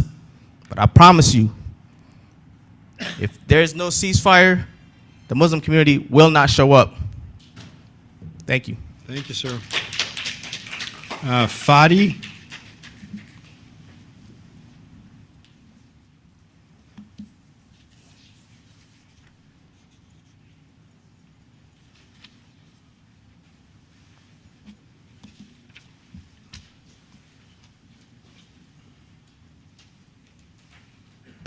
Good evening.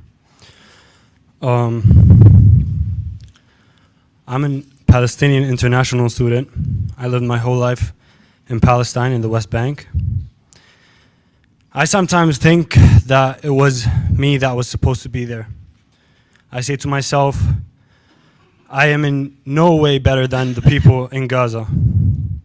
Why should they endure all the destruction and death while I'm here? But God chose for me to be here, so I have a duty to at least give them a voice today and represent my people. It is obvious that what is happening in Gaza is genocide. They are trying to ethnically cleanse us. My only explanation to why the US officials are not trying to stop this genocide is that they don't see us as humans. The media tries to dehumanize us, make us seem as a foreign concept.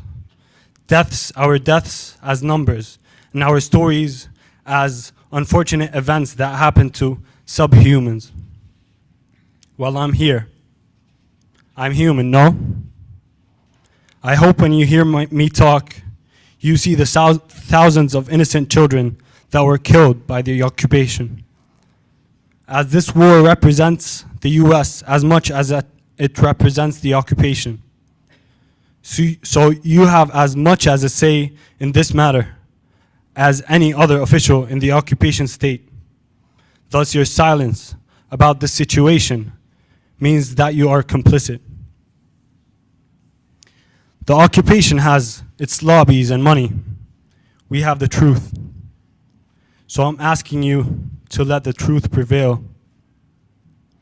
They also focus on portraying us as weak in the media. They want you to pity us. So I just want to make it clear. We don't want your pity. We want your support. Thank you. Thank you. Odie Norkin.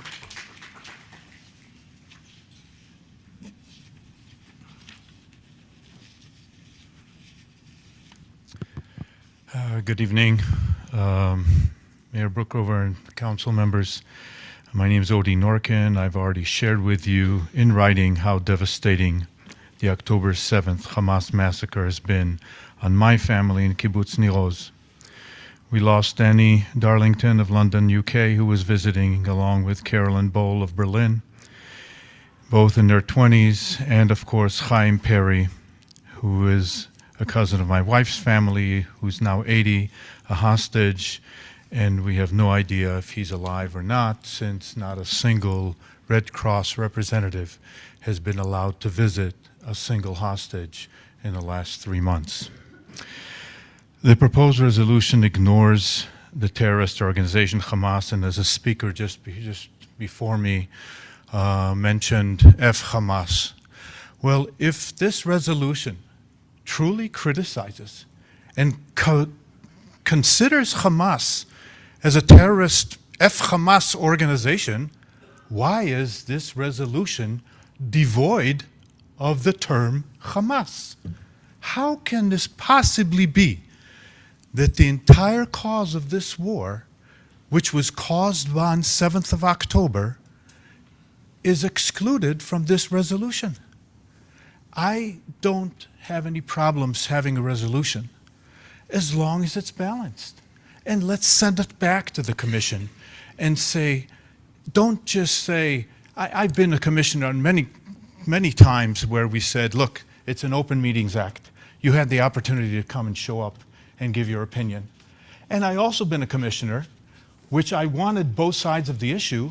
We were proactive in our commission, and we asked for both sides to bring both sides to the commission for consideration. Just saying it's an Open Meetings Act doesn't do it. Well, in a few minutes, I have only 3 minutes left. I wanted to focus on something that has not been touched on today. And what's not been touched on today is the critical factor missing in this resolution, and that's the humanitarian aid so desperately needed for the thousands of civilian refugees along the Gaza-Egyptian border. The focus should absolutely be on the emergency needs and the food and water and the medical aid. The key to providing this urgent support is exclusively in the hands of the Egyptian President El-Sisi. The refugees must be permitted to cross over the gates of the Rafah border crossing to reach the UN and Jordanian field hospitals to get this food and the medical supplies they're desperately needed. The Commission must know that just 35 miles south of Gaza on the Egyptian border lies a city called El Arish. And El Arish is a large seaport. It's home to an 800-foot dock that can house a ship that anything that goes through this St. Lawrence Seaway, and they can unload 300 containers instantly. Yet, President El-Sisi of Egypt refuses access to these Cypriots and British ships that are waiting. I've spent 2 years, the last 2 years, in providing medical supplies to a war zone. And the border crossings in Romania, in Moldova, and in Poland have been an obstacle. In Egypt, they've been an absolutely shut door. Egypt receives $1.4 billion of U.S. aid. Yet this resolution is simply pointing the finger at Israel as the devil. Not even for a minute suggesting of the discrimination, the Arab discrimination, the Arab League discrimination towards the innocent Palestinian civilians who are currently suffering. So low-hanging fruit right now, I don't think City Council can create a ceasefire. But our congressional delegation should push our White House to allow at least the open of the El Arish port and to allow the thousands and tens and thousands of refugees needing this. If we can't get the food to the refugees, let's get the refugees to the food. It's a matter of 3 football fields within sight. And I've seen 3 days of trucks lined up in a queue to cross a border site. And I've been there for 3 days, and I could not overcome that obstacle. I think if the resolution passes as is, without any amendments, without looking at the low-hanging fruit that we can be productive in, then all it does is take a bucket of high-octane gasoline and pour it on an open fire of animosity, which none of us want. None of us want in this community. Thanks very much. Thank you. Kimani?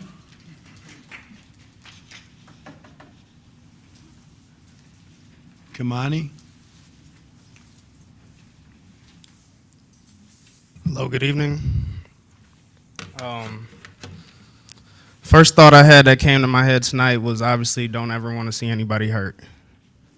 And I know that goes for everybody in here. It's been said over and over and over again. But the idea of Israeli self-defense in the occupied territory is laughable. The idea of Israeli self-defense in an internationally recognized substandard living conditions where citizens live at the complete mercy of the occupiers is laughable. I've personally met 2 Gazans who've had at least 5 family members killed since October 7th. I've never met anybody like that before in my life. And I don't know how many Gazans I've even interacted with. The fact that I've met 2 in the last 90 days that have went through that type of terror is insane. The idea that this resolution is political or one-sided is mind-bogglingly callous to the disproportionate struggles that the Palestinians have faced for the last 75 years, and particularly the Gazans have faced for the last 17 years since the indefinite blockade was established. Lest I forget to mention, the West Bank is increasingly under attack too, a region where the supposed target, Hamas, does not even govern. Oh, and to this date, an estimated 79 journalists, I think is more, have been killed in Gaza. That's more than have been killed in the entirety of the Vietnam War, a war that the general public in the United States has pretty much come to oppose and think was a bad idea. The conditions I speak of are easily verifiable in scores of reliable sources. And yet, our government has bypassed Congress to send more weapons and more funds to an occupier settler state that's already privy to billions each year. Billions that we each provide. We deserve a say in how our taxes are applied. And that starts here at home with our representation and our leadership. For these reasons, I urge the council to pass the resolution and take any other meaningful steps to prevent the genocide of our Palestinian brothers and sisters that has persisted for over 90 days now. Do not be on the wrong side of history, like this country has been for so many years, like when it considered Nelson Mandela a terrorist, or when it antagonized and undermined one of our greatest Americans, Martin Luther King, whose birthday we celebrate this weekend. Don't be hesitant to pledge your overwhelmingly symbolic support to the survival of an entire people. And I leave you all with this one question. If you support a ceasefire but not this resolution, what resolution is appropriate? Thank you. Sam Burton.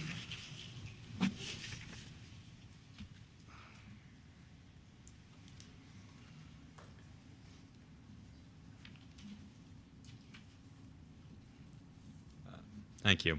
My name is Sam Burton. I'm a former graduate student at Michigan State and a Jewish American. And I want to speak in support of this ceasefire resolution. Arguments against this resolution, while they may pretend otherwise, are entirely predicated on the notion that this conflict began on October 7th. To that effect, I would like to read the comments of UN Secretary General Antonio Guterres. Quote, "It is important to recognize that the attacks by Hamas did not happen in a vacuum. The Palestinian people have been subjected to 56 years of suffocating occupation. They have seen their lands steadily devoured by settlements and plagued by violence, their economies stifled, their people displaced, and their homes demolished.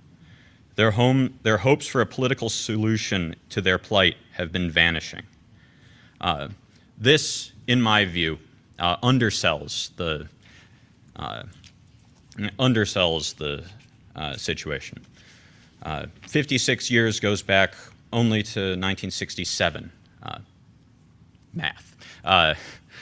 Not to the Nakba in 48, which Israel has explicitly alluded to in its attempts to ethnically cleanse Gaza, in attempts which will succeed if they are allowed to push Gazans out into Sinai under humanitarian pretenses.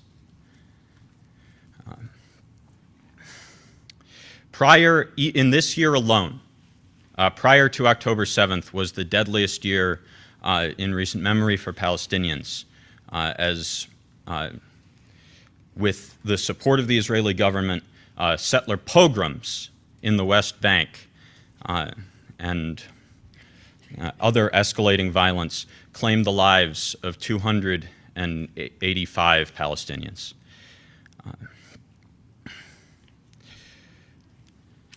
Sorry. 8,000 Palestinians including some 350 children, and according to Israeli human rights organization B'Tselem, over 1,300 in so-called administrative detention with no formal charge are held by Israel, hostages in all but name. In Gaza, before October 7th, the blockade restricted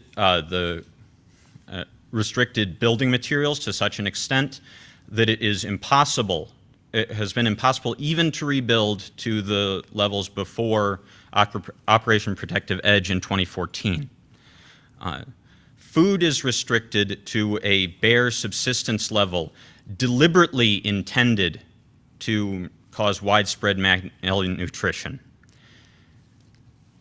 Water sanitation is controlled by Israel, with the local government explicitly not allowed to do its own water treatment, and over 90% of the water before October 7th was unfit for human consumption. The sky in Gaza whines with Israeli flyovers and drones, surveillance and otherwise. I do not understand how a person of human conscience, but especially a person of Jewish conscience, could look at Gaza and not see a modern-day Warsaw ghetto, and now, under Israel's indiscriminate bombardment, a modern-day Auschwitz. This is a moral issue that we are obligated to take a stand on. And 30 seconds remaining. under international law, under like the law of humanity, like,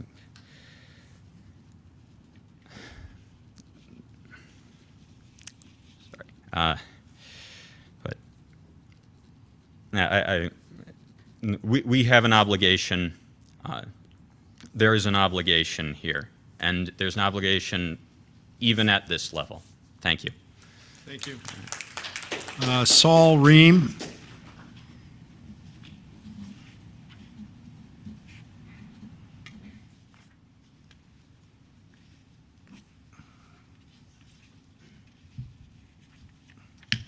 Hello. If I can remove my consent of any photos or videos taken of me, I want to remove my consent for that. Ma'am, I can't hear you. I'm sorry. I just wanted to start by saying I don't consent to any photos or video recordings of me being published or Well, this is an taken. open meeting, and the public is viewing the meeting, so I can't do anything about that. The photographers are not in our Please purview, don't publish. so- Okay, thank you. I came here to witness tonight's historical moment, and upon witnessing, and in response to questions about whether and how this resolution matters, or aspersions cast about how much power a city council even has, I felt compelled to speak and to share some of my past with you. And I'm really happy to be joining my community in doing this. I want to check before I continue that you can hear me well. I can, thank you. Thank you. So I am a former high school history teacher, and we taught a curriculum called Facing History and Ourselves to our immigrant students. Facing History is a curriculum resource and a teacher professional development website. It started in a city in Massachusetts in a classroom that wanted to impress upon its youth the relevance of the Holocaust and to their lives in a US city. And so it's a curriculum that started with a commitment to teaching about the context, the inhumanity, and the beauty of strength of the people that were involved on all sides in the Holocaust. And so I want to share some words here from Facing History's mission statement. Facing History has students examine pivotal moments in history and learn how the choices made in the past have shaped our present. our students come to understand that history is not inevitable. People make choices, and choices make history. This is the powerful concept that brought me to become a history educator. As a Korean American, I know this to be true in my genes, in my personal family history, and in our national history. My mom, before she immigrated to the United States, was out in the streets as a college student in 1988, as a nursing student providing medical care to people whose heads were getting bashed in by city governments and national armies that were repressing the students that were on the streets to protest the military dictatorship that was supported and established by the United States. So the history of the future is not inevitable. That's facing history's message. That's the message I taught. That's the message I taught to my immigrant kids. You are not powerless. People make choices, and choices make history. Those are the words that I want to bring to you. I'm really proud to see my fellow brothers and sisters, East Lansing residents, others, we've all worked together. They've all worked together. I just came to watch, but had to talk, to bring information about the destruction, about the lives lost.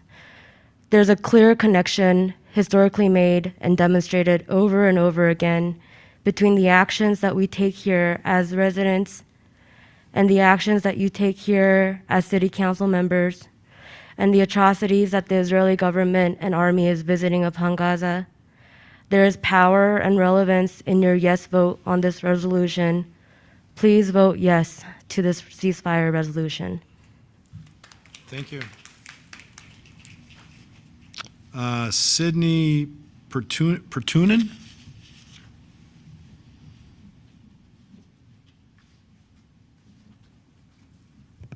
Hi. I live and go to school in East Lansing, and I would just like to amplify and further support the many voices in the community that spoke tonight, that I am urging you to please pass this ceasefire resolution as it is currently written. There was a lot of people saying that it doesn't include what Hamas did or the humanitarian aid. It doesn't help in combating all the forms of hate, but I think that in order for all of that to happen, first there must be a ceasefire. Thank you. Thank you. Elge, I'm sorry, I can't read the writing. Starts with a B.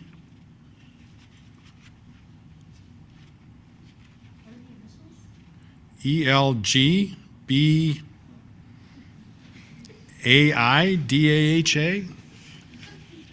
You write like I do. Handwriting too. So, assalamu alaikum. Hello, my name's Ali Boyda, so I apologize beforehand. I'm a bad speaker. So. You don't have to apologize. Go ahead. Okay. Thanks. So, before I start, I want to define the word refugee as a person who has been forced to leave their country in order to escape war, persecution, or natural disaster. So, one of the previous speakers has admitted to the active efforts of ethnic cleansing. And what do you mean by refugees? Like it's their home. So it doesn't make sense to me. Like, why would they be fleeing their home? And I also find it bizarre that the Palestinian people in the West Bank are getting attacked. Like, what do they have to do with this? This is happening in Gaza, so why would the people be attacking them? So those who oppose the resolution have come up and they've said that the government want the hostages back. Yeah, it's bizarre how they've bombed them and the Palestinians without regard to the hostages that they say they love so much. I condemn Hamas fully because I believe in peaceful resolutions, but I'm not surprised that the people acted in the way that they did. And I say this because as an American, I know my history, and I know that we're a nation that's never taken oppression from anyone. I know that we're a nation that took our freedom. So again, I say I condemn Hamas, but understand why a group, let me clarify, why a group from the oppressed people in Gaza that do not represent the people ended up revolting. What I say may not represent what other people believe here as a whole, so I'll just clarify that these are my words and my words alone. So never in my life would I have expected to see my country support the killing of thousands of innocent women and children. I feel for the Jewish community as well because they're suffering. but I'll be honest, their losses pale in comparison to the losses of the Palestinian people and what they've faced since October 7th. And it sickens me just to be here and to hear the lies and misinformation that some of these people have spread in this room about beheading of babies. Then again, I've never seen this evidence, so it's bizarre that people like to use this as if it's like something that happens. But unfortunately, I do have to wake up to see crushed and distorted Palestinian children on my Instagram, which is like, I don't see that of Jewish kids, and I hope I never do, but it's just bizarre how it seems so one-sided. So to conclude this, I'm asking for a ceasefire because what do we gain by this continuous violence? How does not having a ceasefire bring our community together, since apparently a ceasefire will lead to some division, which makes no logical sense? And to finish it off, Palestinian Arabs and Arabs in general are being targeted in the United States. So it's not just Jewish students, it's also Palestinians and it's also Arabs. So this affects all of us, it's just not you. Anyways, I support the ceasefire resolution. Thank you. Thank you. Mara Zumberg.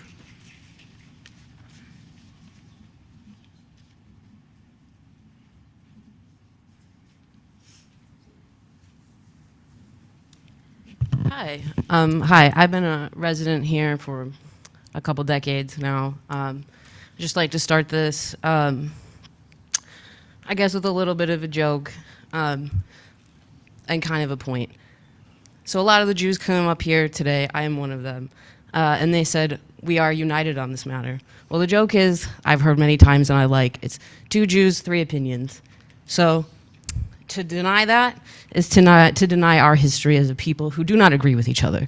And as such, I am here in support of this resolution. And I would just like to make a note that it wouldn't matter. It wouldn't matter who the people are in Israel if they were doing this to the Palestinians, whether they were Christian or any other religion. It is not Jews, it is occupiers. Those are the people who need to be stopped.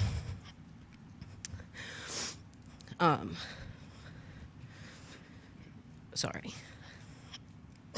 Another point that I would like to make is that the median age of death in Gaza is 5 years old.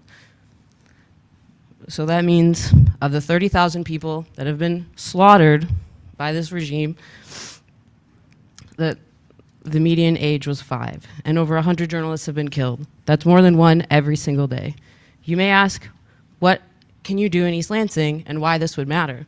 And this matters because it sets a precedent. It says that East Lansing stands on its values, and it stands for what our people are here asking you to do. And I would like to address also the matter that other Jews have said it will divide us. This council's resolution is not going to divide Jews any more than they're already divided within our own communities. Any more than the supremacist beliefs espoused by members of the Knesset and the Israeli Prime Minister. These are the things in our community we must deal with to be a part of our larger community again. To reiterate, calling for a ceasefire is not anti-Semitic, nor is criticizing the state of Israel. It is a political entity which can be criticized like any other. I drive around all the time and I imagine, what if we had seen the destruction meted out in Gaza here? Buildings leveled, people gone. I can't imagine that. And it is our duty as people whose taxes go to pay for these to say something about it. Roughly $90 million go from Michigan to Israel every year. This is quite a bit of money.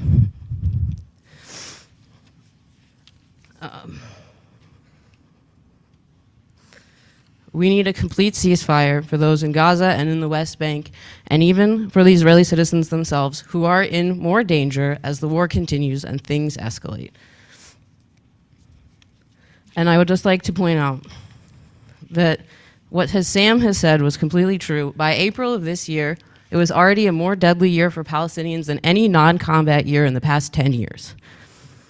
These bombings have killed doctors, nurses, professors, poets, scientists. This is a systematic targeting of a population so they cannot rebuild, and we cannot stand by. We must vote in favor of this resolution so that we can be part of the steps forward. Thank you. Thank you. Mark Spicer.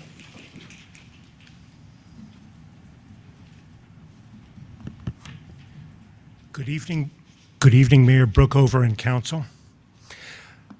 I'd first like to say that I've had the opportunity to speak to several of the Palestinian Americans in attendance tonight, and I am struck by their idealism and their curiosity and their desire to take part in our political process. And for those of you here tonight, and I'm sure I'm going to disappoint you in a very few minutes, but thank you for being here. I see you are doing, I see you are learning, you are participating, you are disagreeing respectfully, and I want to acknowledge that. Tonight is actually a meeting of cousins, because we have here the children of Ishmael and of Isaac. Non-believers, you know, we can talk afterwards. But we're cousins, one way or another, and we are not going to make progress towards peace without recognizing the legitimacy of many of the Palestinian claims and of the Jewish claims of Israelis and Muslims, and to the death of 20,000. Granted, the number of Hamas militants is not included, but to a number that large, what can a human being say? I don't hear anybody here cheering for, cheering their deaths, nor should we. So there was a magnificent webinar. A Palestinian professor, Saliba Sarsar, and Yael Aronoff of Jewish Studies. And they made their point very clear. And I'm sure some of you are hearing this tonight. Discussions of Muslim and Jewish relations cannot be seen as either or. Either the Palestinians are right, or the Jews are right and the Muslims are wrong, or the Jews are wrong. They say that sort of logic is not going to bring peace. It's not going to lead to a resolution of any number of, I use the word atrocities. So what they call for is discussions focusing on both and the legitimacy of both sides. To live, to have the right of self-determination and self-rule. But then why deny the reality of Hamas's deeds? Why wasn't that mentioned in this resolution? You know, why don't we acknowledge that I believe that Hamas was democratically elected in the place of the Palestinian Authority? And what troubles me is why proceed with something that, to me, misses the truth by omission. And for that reason, I've asked in my email to council to either return this to committee or revise it in one form or another. Thank you very much. Thank you. Do we have anybody in the queue? Yes, we have two people in the queue. Okay. Caller by the name Lindsay, you're welcome to address council. Hello, can you hear me? Yes. Good evening, council, and thank you for taking statements and callers online.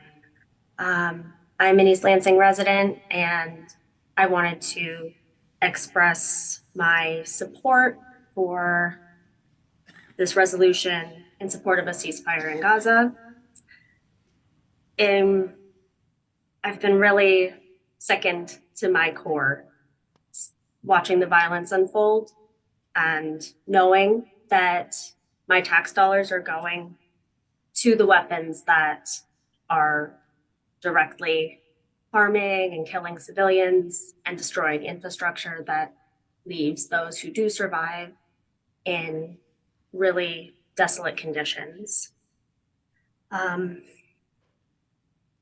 One of the factors that's been weighing on me that I didn't hear mentioned tonight is the aftermath, including the rampant disease that is circulating in Gaza right now because of the lack of infrastructure, barely functioning hospitals.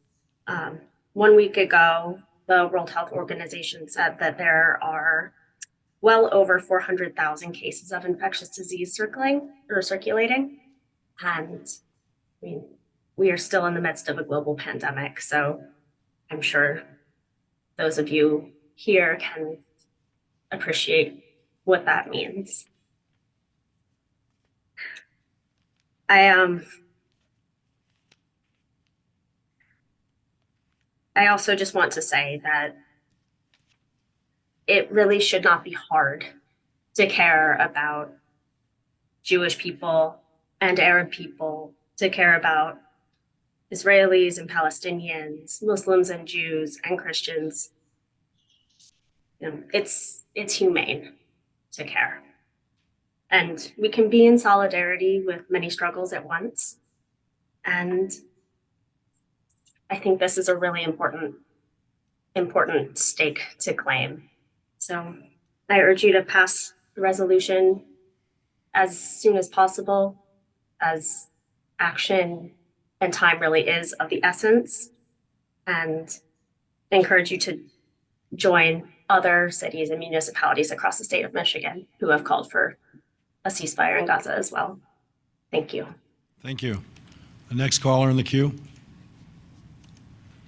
Caller by the name Karen, you're welcome to address council.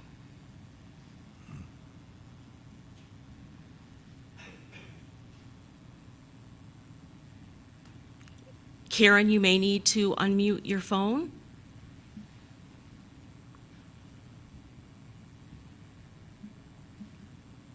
Okay. Moving ahead on the agenda.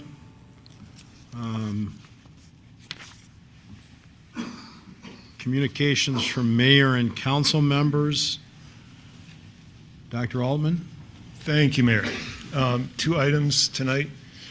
One is that there is an opening on the Zoning Board of Appeals, which hears requests for structural variances from the zoning code. Typically, the type of decision that the board makes is if a homeowner has a project like an addition or a driveway or a carport and it doesn't quite fit within the parameters of the zoning code, but there are mitigating circumstances, then the panel hears the case for the mitigating circumstances and evaluates them and makes a decision under guidelines provided by state law. It's interesting work, and you have a chance to directly affect the community because decisions of the panel are binding. If this sounds like it might be interesting to you, I would encourage you to either apply through the website or to contact me for more information. And I hope to start considering or processing applications in a week or so. So that gives you an indication of the timeline. The second item I'd like to address is one that I discussed with the city manager already. People are having trouble hearing at our board and commission meetings. I think that the audio here at city council meetings works well because we have our crack AV team working behind the scenes to make sure that everything works. But if that's not true, then please let me know. You are in a position to know the room is full. It sounds like things are going well. At board and commission meetings, we have an issue. People are not able to hear, people who attend the hearings and the meetings are not able to hear speakers from the podium or the commissioners. And I have come to understand this as a barrier to access. And so I would like us to move toward a situation where for board and commission meetings, all our commissioners are properly mic'd and the podium is properly mic'd, and we've had a conversation about this. Thank you. Mr. Meadows. Just a couple of quick comments based on one of the first comments that were made this evening. I'd just like to note that the minutes of a meeting, a regular meeting, are required to be made public about 8 days after the meeting in a proposed form. And then once finally approved by council, which can take more than one meeting, 5 days after that are available to the public. The minutes that were discussed in that comment were from a closed meeting. And under the statute that's applicable here, those minutes are kept by the clerk and are not available to the public. In fact, we are making them available to the public at some point, and the statute does not actually require us to do that. So I just wanted to make that comment. Okay, thank you. Ms. Watson? Thank you. Happy 2024 to everybody who made it to 2024. And I wanted to say that during my pause from City Council, I've been able to meet with people in the community. So anytime anybody wants to, it was distracting me. Anytime anybody wants to meet with me, I'm available. I do meetings in coffee places. I do walks with folks.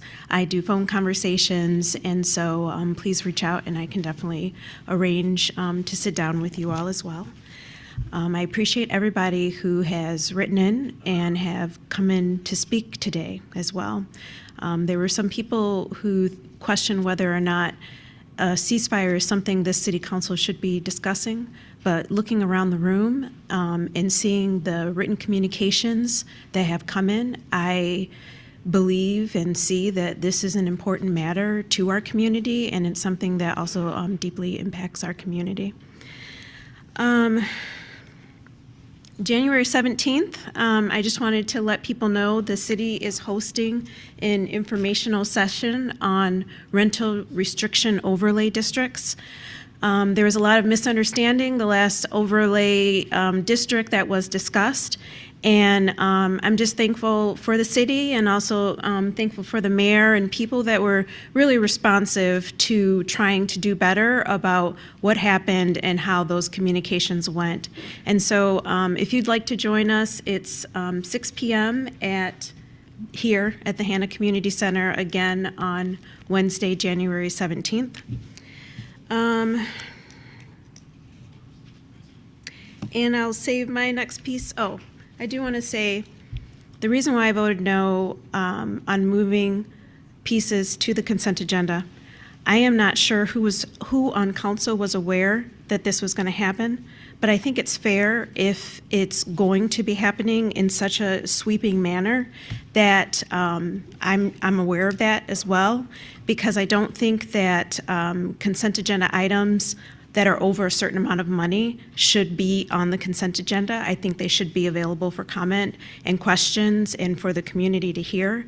And just again, like I said, I just ask if council members are aware that this might be happening, that everyone could be kind of looped in, that the possibility is there, so we can weigh in on all the different agenda items that are most likely not going to be discussed. Thank you. Ms. Ebersol Singh? Sure. Just a couple of updates on my end.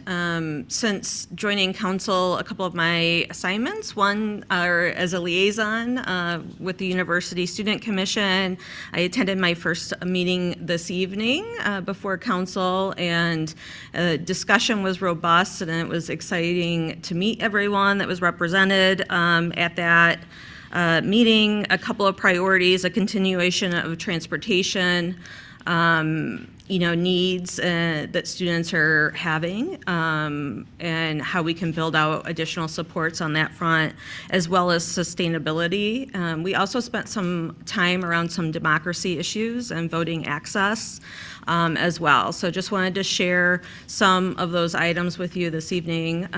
As another liaison role to the library board, I have unfortunately missed the meeting in December due to the holidays and some travel, and I know that they were interviewing some finalists for the library board director's role this evening. So just wanted to share that with the community at this point, and then that'll be it for my comments during this section. Okay. I don't have anything. City manager's report? No report tonight. City attorney report? No report this evening. Okay, that moves us to the consent agenda. And to reiterate, the consent agenda now includes items 3.1, 3.2, 3.3, 3.4, 3.5, 5.2, 5.3, 5.4, 5.5, 5.6, 5.8, 5.9, and 5.10. Ms. Watson, I would suggest if there's any of those that, and I understand your rationale for what I call the big money items, if there's any of those that you want to pull off the consent agenda now, I think that would be an appropriate time to request that, if you want to do that. Yeah, and I'll just note that I would have contacted you. I knew that the mayor had those big ticket items. He'd like to have those on, so I had contacted him before I made my motion.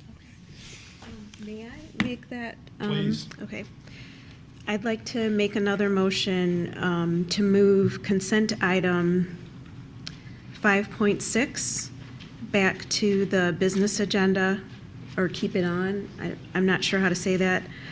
And item 5.4 to keep that one on the business agenda. Okay, so that's the form of a motion to move 5.4 and 5.6 back to the business agenda. Is there a second? Yeah, I'll second it. But just as a matter of comment, I think that our rules provide that there's no motion necessary. Any member can remove an item from. And I agree with that, but Okay. let's go ahead and do a motion, please. There's a second discussion? Can I ask Councilmember Watson, would you consider a friendly amendment to add 5.9? Oh, yeah. Yep. See, there you go. Okay. So, is there a second to that? That's a friendly amendment, and I Okay. accept that.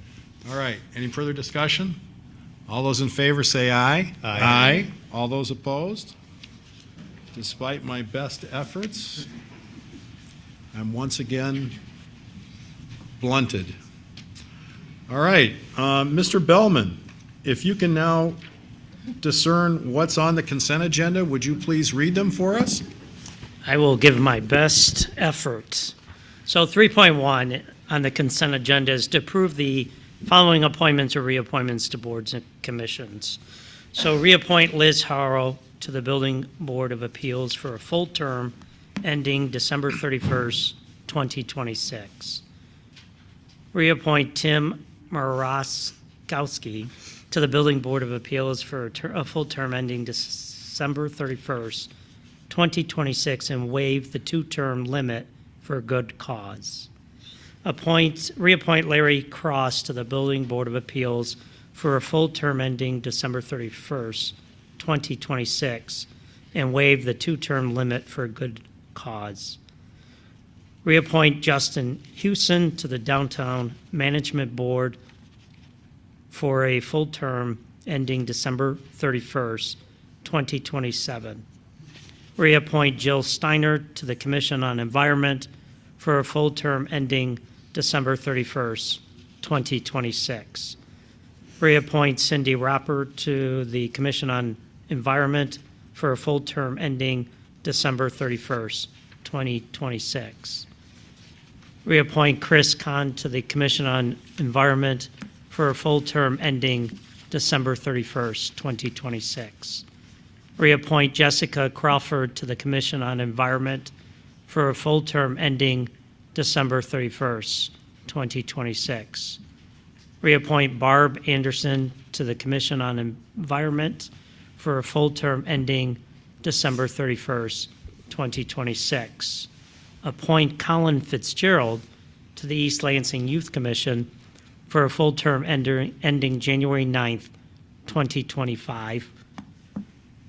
Appoint Helen Walsh to the East Lansing Youth Commission for a full term ending January 9th, 2025. Appoint Yusuf Ila to the University Student Commission for a full term ending September 30th, 2024. Appoint Joshua Ramirez Roberts to the Parks and Recreation Advisory Commission for a full term ending December 31st, 2026. Appoint Matthew Broughton to the Human Rights Commission for a full term ending December 31st, 2026. Appoint Eric Altman as alternate to the Zoning Board of Appeals for a full term ending December 31st, 2026, replacing George Brookover. I understand 3.2 was removed because the applicant withdrew the rezoning request. So I go on to 3.3, which is approve a traffic control order number 493 for the placement and enforcement of left turning restrictions from Lexington Avenue onto Burcham Drive during school hours. 3.4, approve policy resolution 2024-1, a resolution adopting the Greater Lansing Regional Committee for Stormwater Management Memorandum of Agreement. 3.5 is approve a resolution to commemorate MLK Day 2024. From the business agenda, move to consent is for 5.2, consideration of a conditional Class 3 rental license for up to 2 unrelated persons or a family at 3901 Quarter Horse. The owner applicant is Chan Yan Yang, Okemos, Michigan. Consideration of a conditional Class 3 rental license. 5.3. 5.3, I'm sorry. Consideration of a conditional Class 3 rental license for up to 2 unrelated persons or family at 4068 Palomino. The owner applicant is Sahandra Gokanda, East Lansing. 5.5 is consideration of a contract with Wolverine Inc., Engineering, and Tetra Tech for as-needed professional engineering resident inspection services in an amount not to exceed $50,000 for each, and authorize the city manager to sign. 5.8 is a consideration of a contract for Mayot Group to provide design, bidding, and construction management services for the addition of a mother's room at the East Lansing Hannah Community Center. And 5.10 is consideration of a contract with Mayot Group to provide design, bidding, and construction management services to renovate 2 toilet rooms at City Hall into an all-gender toilet room and a mother's room. That is the consent agenda. Do we have a motion? So moved. Move approval. Is there a second? Any discussion? Yes.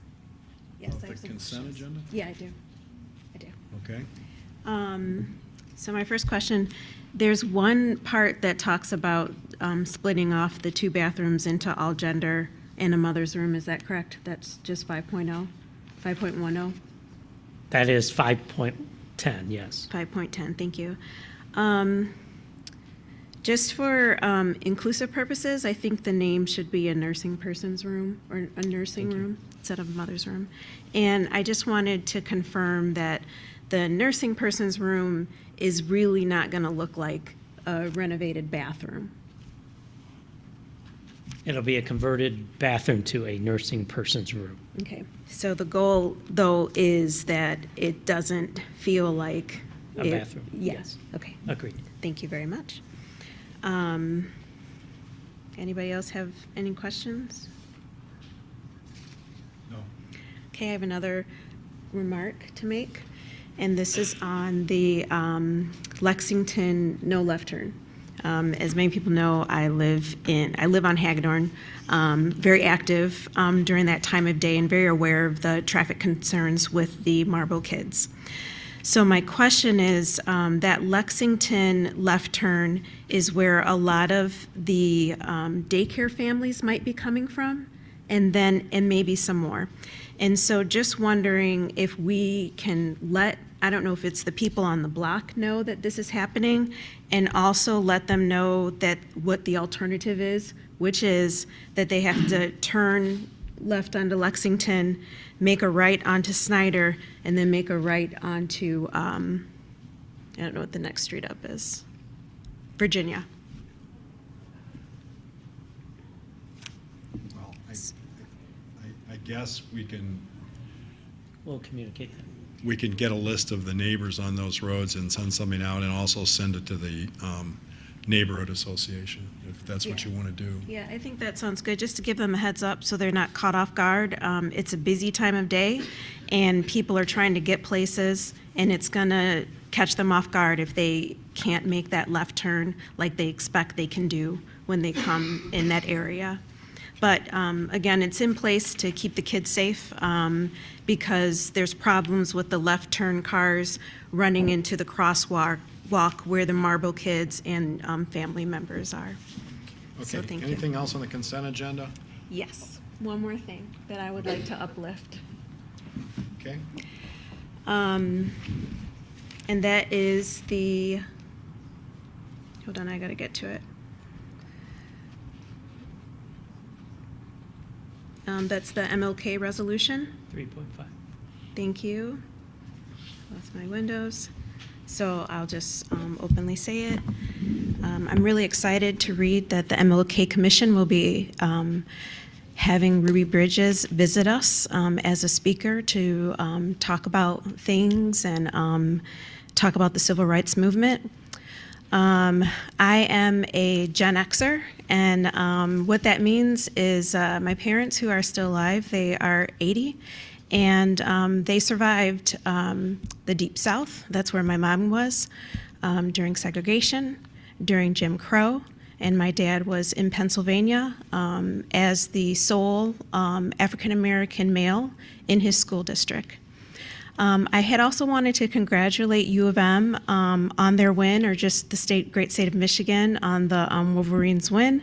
But I also wanted to tie that into our rights because during the time that my dad grew up, he was not always able to play sports as his white counterparts could in the high school, and that also meant that going forward and being recruited by Big Tens was not happening at that time. And so even though his passion is truly there for football, he couldn't have gotten recruited and he couldn't have had a scholarship here in the state of Michigan during those times. And so the civil rights movement and MLK, Martin Luther King, being about nonviolence, and this day today is just not lost on me. Practicing nonviolence and really embracing it took a lot because people were going on boycotts and they were going into streets unprotected. They were getting hosed, they got bottles thrown at them, they got beat up, they were killed. And so just wanted to uplift this weekend of peace and celebration that we're going into. And also that Dr. Martin Luther King was another person who started seeing bigger, where people might have said, you need to stay in your place and just talk about civil rights, but he started seeing all the different connections around the world to why we are where we are today, or why we were where we were before. But anyway, I heard the MLK Commission's luncheon event is sold out. That's really awesome. And I look forward to welcoming Ruby Bridges in spirit. And that's all I wanted to say from the consent agenda. Okay, all those in favor of the consent agenda say aye. Aye. All those opposed? Consent agenda passes. I would suggest that we take a 10-minute break. I have 9:30. If we can reconvene at 9:40, I'd appreciate it, please. Is that okay with everybody? Yep. Okay, thank you.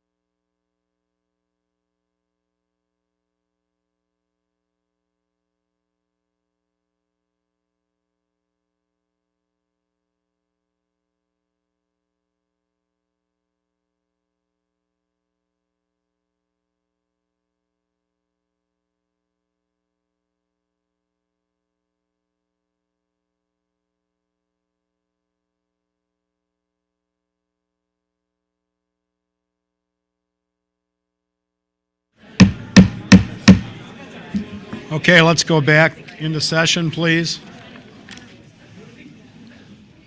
I think the next item we have before us is a public hearing, item 4.1, consideration of a request to construct a new 6,500 square foot car wash facility with vacuums and parking at 2110 Merritt Road. Staff, I think you can give us a brief summary and we can Yes, proceed. I'll make it brief, thank you. As you mentioned, Mr. Mayor, this request is requested to construct a new car wash facility at Mr. Car Wash at 2110 Merritt Road. This is just south of M78 and Park Lake intersection, just west of Park Lake. The applicant proposes to construct a new car wash. It's a long model that's meant for a northern climate, and I'm sure that the Mr. Car Wash applicants can talk about that in their testimony. This is part of a multi-phase proposal. This would be phase 2. Phase 1 is a cannabis retailer just to the southwest that's essentially complete. And originally, when this site plan was approved, this multi-phase site plan was approved, this space was a retail store, but that plan has been discarded in favor of a car wash as proposed today. The applicant has made some changes based on Planning Commission and staff feedback, and also the existence of a water main at the southeast side corner of the site. The Planning Commission first considered this request on October 11th at a public hearing. We had 0 comments, written or spoken, at that public hearing, and then on the 25th, the Planning Commission voted unanimously to recommend approval by the City Council. Can I answer any questions about the application or plans, or give any more detail on any of part of the application before we invite the applicants up? Any questions from council? Go ahead, Dr. I have Altman. a question that the staff report promises building renderings, but I don't see any in there. Yes, we've just received renderings, in fact, from the applicant recently, and they're going to show those to you in just a moment in their very brief presentation. But we don't have any, didn't have any available in time to get to the packet tonight. All right, thanks. Go ahead. You mentioned that you scrapped the retail plan. Why was that? Oh, that was by the applicant. I think okay. the market was just different, and the retail demand went away, so car wash makes sense. Any other questions for staff before we move to the applicant? Is the applicant here tonight? You want to come up and tell us what you want to tell us? I'm sorry? I kind of think it's up to you. Fair enough. Matt Carey with Pinnacle Engineering Group. We're at 20725 Watertown Road, Brookfield, Wisconsin. We are the civil engineer helping out Mr. Car Wash on the project. Flip to the next slide, please. This just gives a brief overview of where Mr. Car Wash is located throughout the United States. They're subscription-based service. That's their primary business model. They do allow cars to come in if they're not part of the subscription plan.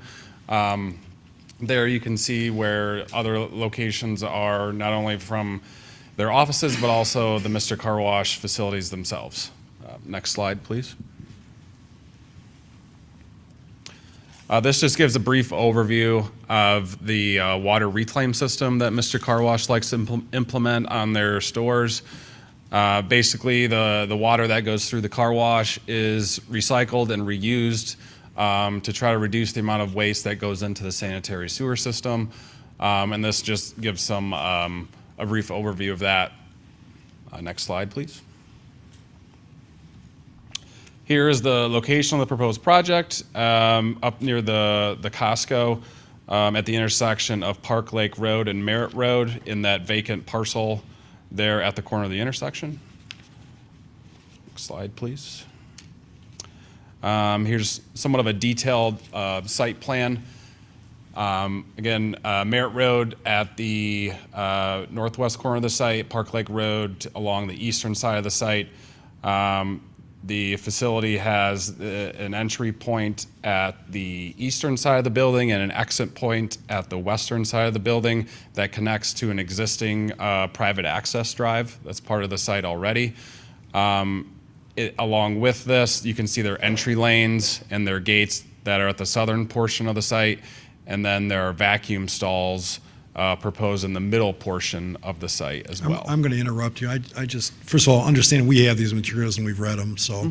But I noticed, and I'm not sure it's on that diagram, but one of your, I guess, ingress and egress roads, I think, is directly across the street from one of the egress roads for Costco. Is that right? Not directly for Mr. Car Wash. The private access road is actually just at the southeast corner, the bottom right of that slide right there.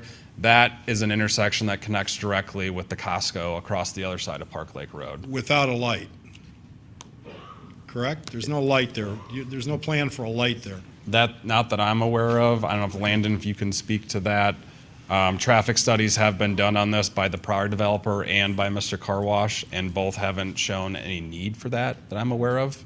I don't know, Landon, if you have any additional thoughts on that, but. No, we don't. I don't know of a light that's planned there. There is a light at Merritt and Park Lake. Yeah, I'm well aware of that light. Okay, thank you. Go ahead, please. Okay, thanks. Next slide, please. This is just a brief overview of the architecture, elevations on each side of the building, and how they're going to look. Later on in the presentation, there's some more visually appealing renderings as well that will kind of give you a better flavor of what's going to look like at the end of the day. Slide, please.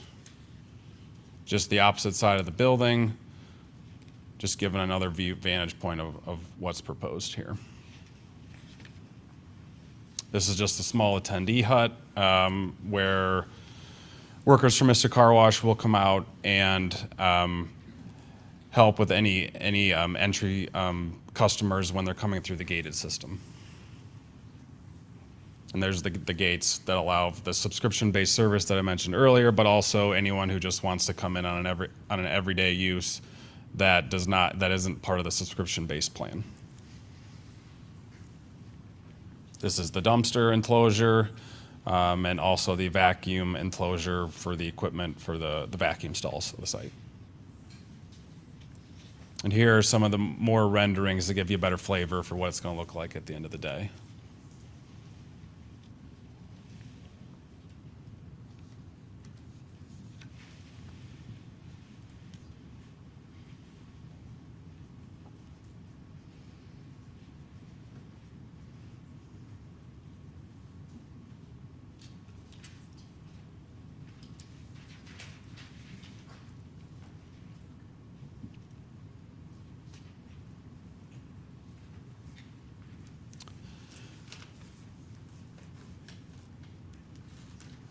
That's pretty much it. We wanted to keep it brief tonight. Like we said, we've been on the Plan Commission before, back in October.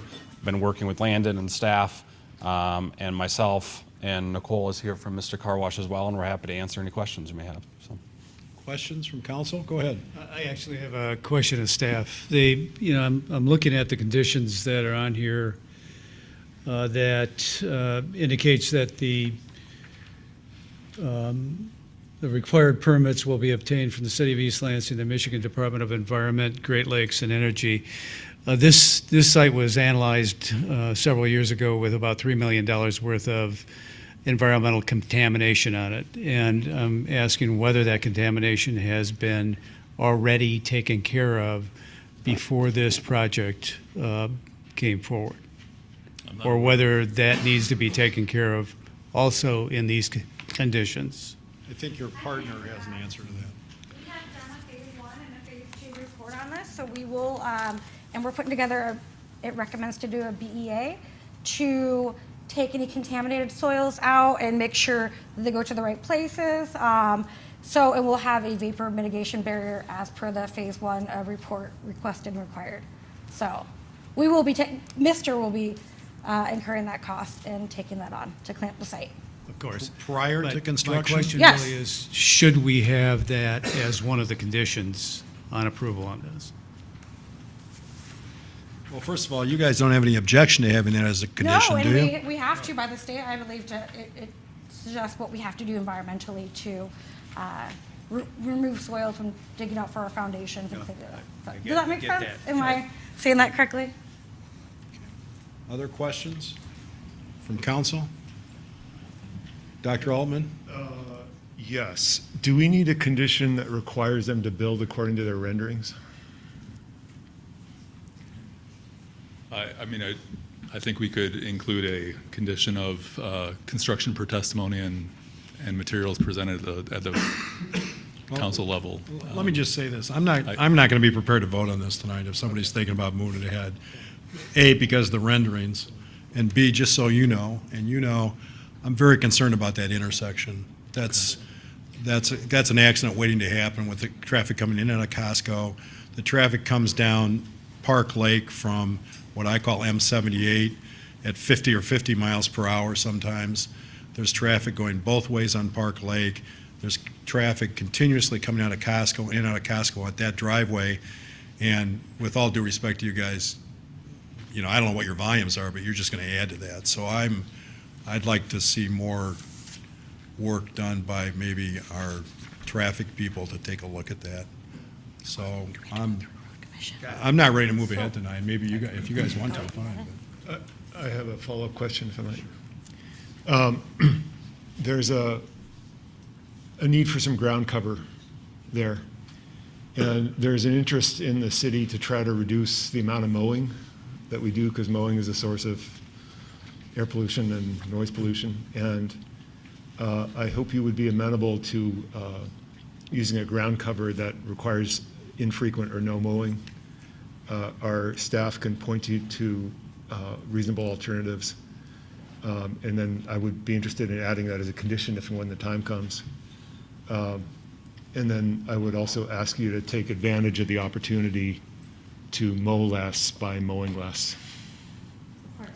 So I think the questions are you willing to add as a condition satisfaction to the state requirements in terms of what I'll call the mitigation? Yes. Number one, I think you already said that.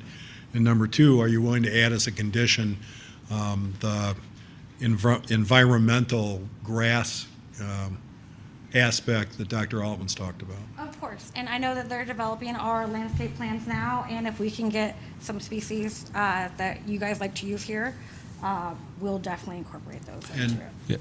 while I'm Um, working it, if yep. the city was amenable to this, would you pay for a traffic light there? Well, aren't you tricky? So if it's warranted, and we would like to know more, because we have, like you said, we did a traffic study.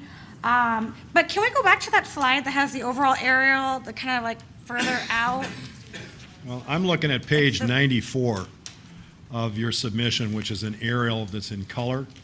It shows driveway number 2 coming right out at the same intersection of the road that I'm talking about. It's down here. Down, way down there. So unless there's an error on that, they're right next, they're right across from each other. Yep.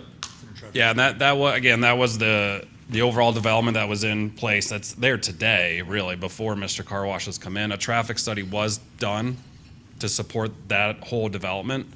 And it didn't warrant, there weren't warrants in place to, from my understanding, to do a traffic signal, and nor were there new warrants triggered by Mr. Car Wash coming in as well. So what was the date of that traffic study, do you know? Yep, and we sent it on to Landon. Do you have the numbers on there? It's less than 100, right? No, I'm at sorry. peak- I'm so sorry. The date of the traffic study. The traffic study was dated December 8th, 2023. Okay, all right. We could work with a lot of places. We just submit to the road commission and MDOT, and we work to make sure that it is what our findings are also in line with what they have too. So that could be a condition to, because we have to go permit through them anyways. That could be a condition to make sure that their recommendations go with what we need to do. Would that help, good sir? I'm just wondering how we can get building faster. Where do you live? I live in Minnesota. Okay. And you're in Wisconsin? Correct, yes. Okay. So next time you're in town, go to Costco during the day. You don't even have to do it the day before Thanksgiving. You could just take tomorrow and maybe about 10:30 in the morning and just drive into Costco after they open and then come down that road and tell me how you think your customers are going to navigate that turn going either direction at that location. So just a suggestion. Sure, and I think it's something that the traffic engineer, unfortunately, that's not us, but they can certainly have additional conversations with staff and with the council to Staff come will to a take a look at that. resolution. And So- Mr. Mayor, if I may, It's George, it's not Mr. Mayor, but go ahead. George, but the traffic impact assessment did not identify a need for a light at that intersection that you're concerned about, nor did our staff engineering review. We can certainly take a closer look. And while I'm on this topic, does the traffic study take into account the count going in and out of Costco? Do you know? It takes into account anything going up and down that road at peak times, and then adds into what it projects our peak customer times are to see if that warrants signal changes, additional light, turn change. It tries to go through everything that it can think of. I know Costco's are crazy, and they're like, even my local Costco, I hate going in and out of it, and I never take a left-hand turn out of it, but Thank you. You just made my point for me, that's all. but that's Costco, that's not us. We don't have that many people coming through an You're hour. across the street from the Costco. That's the only point I'm making. Let's move on. Okay. We can talk about it later. Any other questions for the applicants? Anybody else in the audience wants to speak on the public hearing? Okay, with that, I'll close the public hearing, and we're back to staff. Anything else we want to refer to staff, other than what we brought up? And I think nobody's prepared to move this ahead tonight. So if you'll get back to us at our next regular meeting with this, we'll try to have it back on the agenda at our next regular meeting in 2 weeks. Okay? All right, thank you. Next thing on the agenda is public hearing 4.2, consideration of ordinance 1525. Excuse me. A request to rezone the property at 730 Grove Street from R2 medium-density single-family residential to RM32 City Center multiple family residential. Staff. Thank you. Excuse me. Thank you. As you mentioned, the request is to change the zoning of 730 Grove Street from R2 medium density single-family res to RM32 City Center multifamily residential. This was considered by the Planning Commission at a public hearing on October 25th, and there was some, I would say, significant amount of concern from nearby neighbors about the potential for future potential land uses or higher density uses that could be allowed by the RM32 zone district. RM32 zoned properties are located immediately adjacent to this property to the south and the east. Properties across the street, across Grove and to the north along Ridge Street are zoned R2.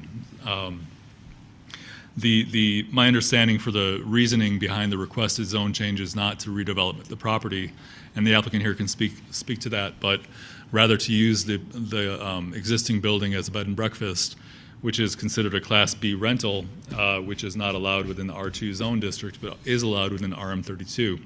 We consider different zoning classifications for this property, but changing to a lower density zoning classification than RM32 would not allow that Class B rental and would create a nonconformity. So in order for the applicant to be able to use this property as intended as a bed and breakfast, which is a Class B rental, they would need to have this zoning changed to RM32. So I guess down the road in the future, if this were changed to RM32, the property could be redeveloped. It certainly would have to be reviewed by Planning Commission again as site plan and would have to come back to the Planning Commission and City Council for review and approval if that were to happen. But that certainly is a possibility down the road if this rezoning were to be approved. At the meeting on November 8th, the follow-up meeting, the Planning Commission reconsidered the request and unanimously voted in favor of recommending council approve this rezoning request.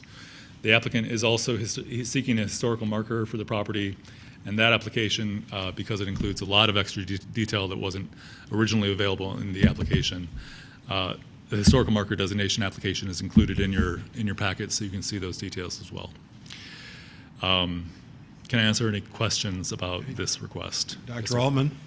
Could you explain why a Class B rental is necessary for bed and breakfast? Yeah. The Class B rental is a rental classification that allows occupancy without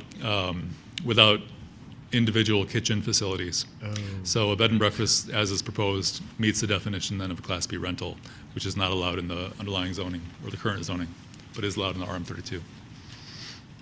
Any other questions for staff? Yeah, a follow-up. There's some hint of, so Tim Mrozowski wrote the RM4 ordinance for us, apparently submitted into the process, I think in part to try to address this issue where there was sort of a more modest zoning change that will allow this particular use. Is that working its way through the pipeline? No, it's not. We looked at that. We were very happy to see that language come from Mr. Mrozowski. Some really good points in that ordinance language. Creating a new zone district, new residential zone district classification like that is a somewhat substantive change to the zoning ordinance, and we've been relatively hesitant to make significant changes like that without completing a master plan update first, which is beginning this year. So when the master plan update is complete, which we expect will be by the end of this calendar year, then we can start looking into and considering more substantive zoning ordinance changes. At this point, we weren't comfortable bringing that forward. And I've talked to Mr. Mrozowski and members of the Planning Commission about that. I'm sure we could continue. We don't want to let that go, but the Planning Commission wasn't comfortable bringing that forward quite yet. Other questions? One final question, if I might. I'm a little bit confused about the 75 versus 60-foot limits in the ordinance and on the property. It looks like the property is only 66 feet wide. Does that limit its use under RM32 in any way? It does, and I need to look up how. I'm looking at page 7 of the staff report. There's a table there that has RM32 zoning as it pertains to single family, and then to the right of it is RM32 zoning as it pertains to other uses. Yes. And then above it, it says, for reference, the subject property is 66 by 198. Yes, that does create an issue for new development on the property. It would be difficult to build new construction while meeting the requirements of the ordinance. This would be considered a non-conforming setback, but not a non-conforming use. Okay, anything else? Is the applicant here, and do you wish to address us? Good evening, Dan Lewis, VK Civil, consultant for Mike Zawacki, the owner, who is also here to answer any questions. Landon did a great job going over it. Essentially, Mike's plan for the property is to take it from a student rental to a bed and breakfast, and without spot zoning, and your choices are R2 that we're in that doesn't work for that due to the requirements of the kitchen and whatnot, or RM32, which is directly to our south and to our east.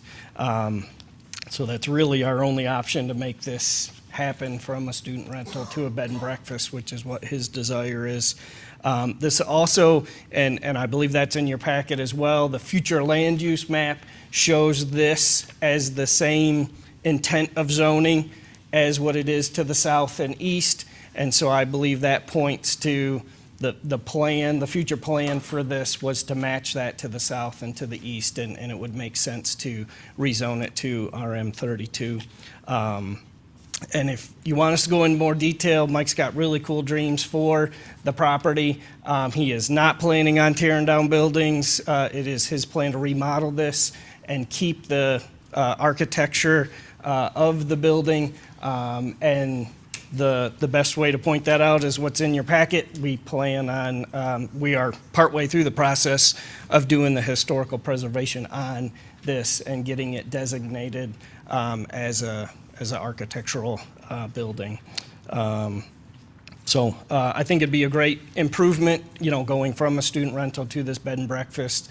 There's a need for that he's unpacked, and that'd be his desire for the property. And it is our desire, there's some timelines for him for leases that are upcoming and planning for the summer, et cetera, that we'd love if you could move on that this evening, if that makes sense.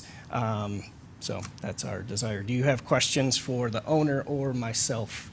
Any questions, Mr. Meadows? Yeah, just, can you explain the timeline again for me? So currently it's leased, correct?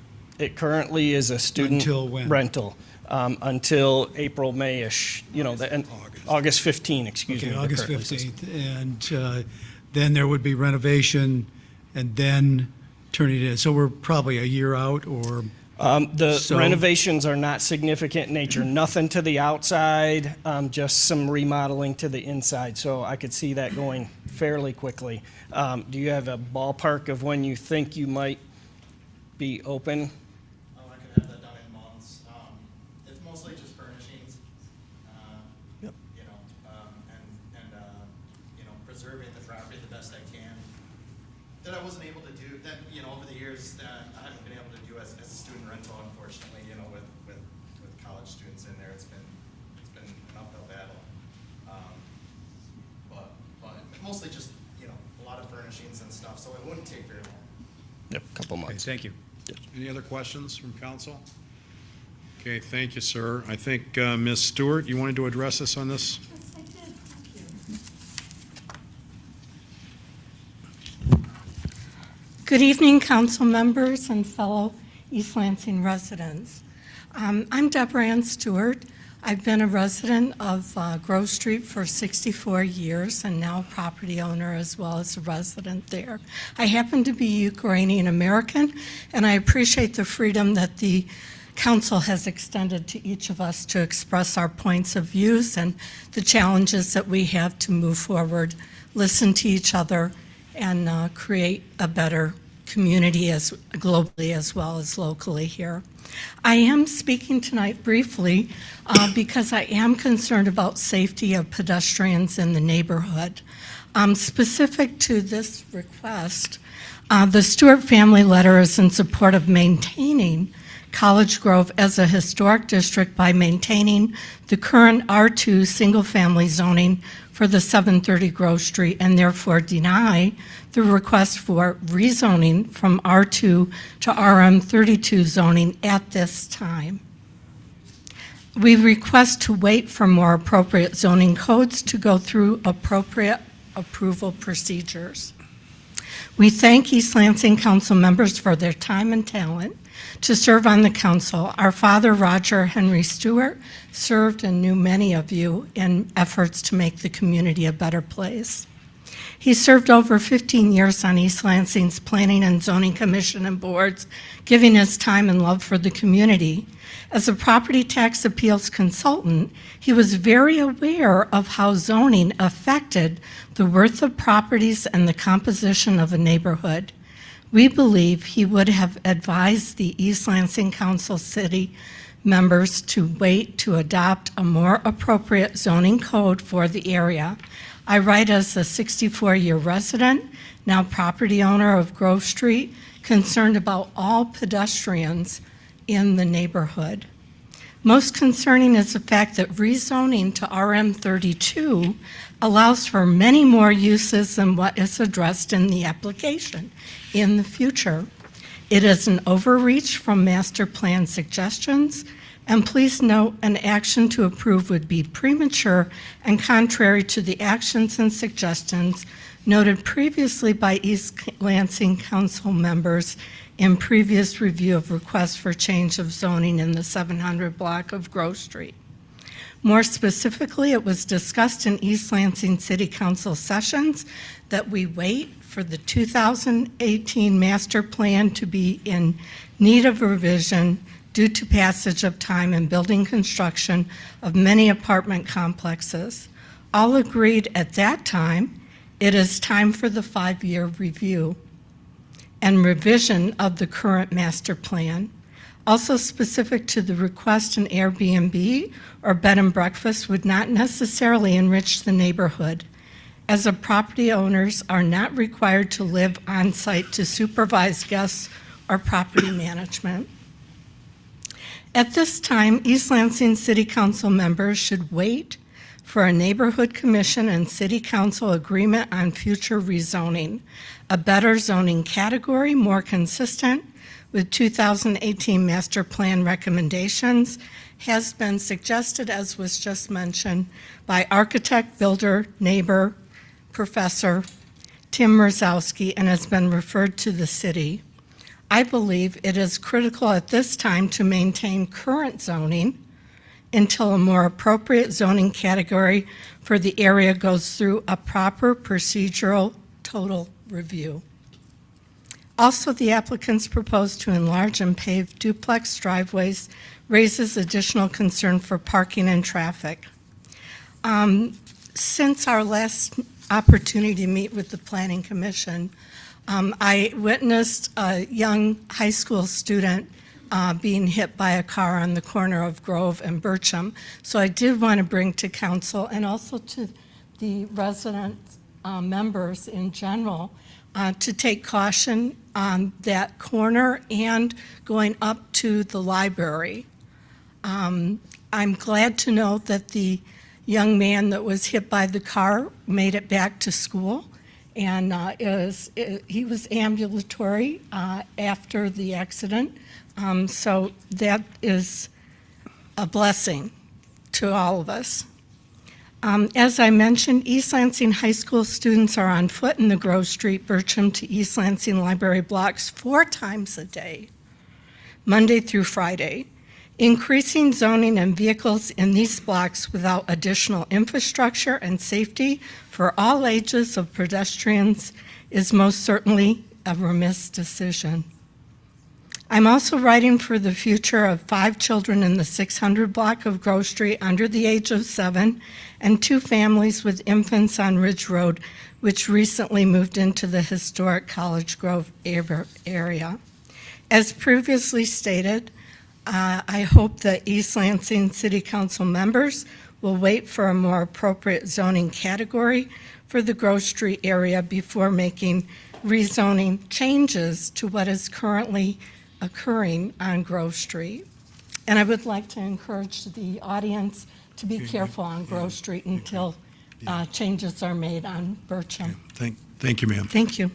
Ms. Homeniuk? Is she still here? There you go. It's okay. Good evening, good night, whatever. My name's Lisa Homeniuk. I live at 222 Ridge Road. I've lived there for over 30 years, and my house backs up to this property, so I can see everything that's going on, and they conversely can see everything that's going on in my house. I would like to echo what Deborah just said about denying this application and waiting for a more appropriate zoning. As you all know, if you read, I'm sure you all read the packets and the emails and the letters, that the zoning stays with the property.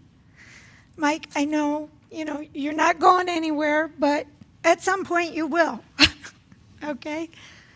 And if that zoning continues, who knows? I mean, the houses there, money talk. We all know money talks. And there are other rentals on that block. And seeing that whole area just go away from single homes would make my heart not very happy. Let's put it that way. Okay. So anyway, I just hope you would consider that. Thank you very much. Thank you. Mm-hmm. Anybody else in the public wants to speak on this public hearing? I believe we might have a caller in the queue for this. Okay. Caller with the number ending in 325, do you wish to speak to this public hearing? Thank you. I'm waiting to speak on item 4.3. Thank you. Okay, so that was a no. All right. She would like to speak to. I'm closing the public hearing. Going back to staff and council. Any further questions for staff? Yes, sir. Yeah, I have a couple. So I'm a little confused about the implications of a non-conforming setback.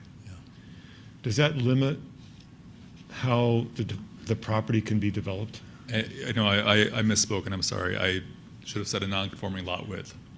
A new property would have to conform to the setback requirements on the existing property. So a new lot could not be formed of this dimension within the RM32 district because it does not have the sufficient lot width according to the ordinance. So the existing building has non-conforming setbacks, and therefore it would have a non-conforming lot width and setback if converted to RM32, but not non-conforming use. If new construction were to take place, the setbacks would have to be adjusted, so you'd end up with a narrower building, or you'd have to have a lot combination to construct anything larger. But basically, the idea is that the non-conforming width does not limit the types of uses of that property. Is that correct? Correct. Okay. Can you address the implications of the historic designation, assuming that comes through? Does that limit future redevelopment? If that's a historic building, does that then mean that it can't be torn down and turned into something else? This is not part of a local historic district. Actually, the Historic District Commission discussed this in some detail at their December meeting and determined that the designation, I think it's a marker that the applicant's pursuing, wouldn't affect the district, and also the rezoning would not affect the district. They didn't make any kind of formal recommendation, but they didn't feel that any formal recommendation was needed. Beyond that, it would have to be a locally designated landmark as well for the HDC to be concerned. But I'm concerned about the implications of whatever designation the applicant is pursuing. If that's just a marker, then that's just a marker. But if it's something that affects how that property can be redeveloped, then I'm interested. So it sounds like what you're saying is that it does not affect how that property can be redeveloped. Correct. And then I'm still a little confused about, so we heard the applicant say that there's basically no renovation, substantial renovation needed to the property. So I'm still a little unclear why you need a Class B rental license for the particular type of rental that's going to happen there. Yeah. Because if you're not reconfiguring rooms and kitchens and so forth, then why couldn't you do what you need to do using a Class 4 rental, which is there now? Can you speak to that, Matt? I'm not sure I can. Annette. I'm asking a resident expert in Yeah. rental license Yep. classifications to speak. Sorry? I'm phoning a friend. Good evening. 730 Grove is actually a duplex currently. Yep. There's 2 rental licenses at that location. A Class 4 for up to, I don't have it in front of me, 4 unrelated? 3 unrelated. And that's the Class 4 because of the 3 unrelated. Yep. It has had that license since the 70s, I believe. The part that the owner resides in, the duplex half the owner resides in, is the Class 1. Yep. That allows the owner and owner's family to have a roomer. Yep. So they can't operate as a Class B. Class B, which is a group housing type designation. It's not a Class B rental so much as a Class B dwelling, Yeah. right? And so that would require a different class of license, which is a Class 6. Okay, now I'm completely confused. Okay. So I think Landon has been speaking to the Class B, and I know he said rental. I'm looking at Tony to make sure I'm not misspeaking in my language. Would I say Class B multiple family dwelling? Yes, Class B multiple family dwelling, right out of the zoning code. So that's out of the zoning code. And that is what is needed to operate the type of overnight residence that they're hoping to create there at some point. That rental license is a Class 6 rental license. Dr. Altman, I wonder if some of these questions could be directed, I mean, unless the group's ready to move ahead tonight, which I'm not, but I wonder if some of these questions could be directed to staff so that instead of sort of doing this Yeah, that's verbal thing, we can have it in writing and be able to I think that's a consider good them. suggestion. So it would help me, and maybe we can do this through a conversation, but I think having some sort of analysis of why we need a Class B for this particular property to do what the owner wants to do would be very helpful for me. And one thing in particular is that I would like to know is will the residential density on the property go up?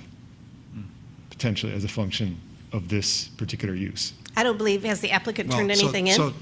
So if staff could answer those questions in writing before this comes back before us. And the other thing I'd be interested in, as long as we're talking about this, is I'm concerned that apparently, based on your staff report, there's no definition of a, quote, bed and breakfast, end quote, in East Lansing. And so since the owner, with all due respect to the owner, wants to make this a bed and breakfast, I don't know what that is. And so I'm wondering if that's an issue that we need to resolve before we take this up. So- And hang on, please. And that, to me, has implications in terms of the ongoing discussion in other neighborhoods about, temporary rentals, Airbnbs.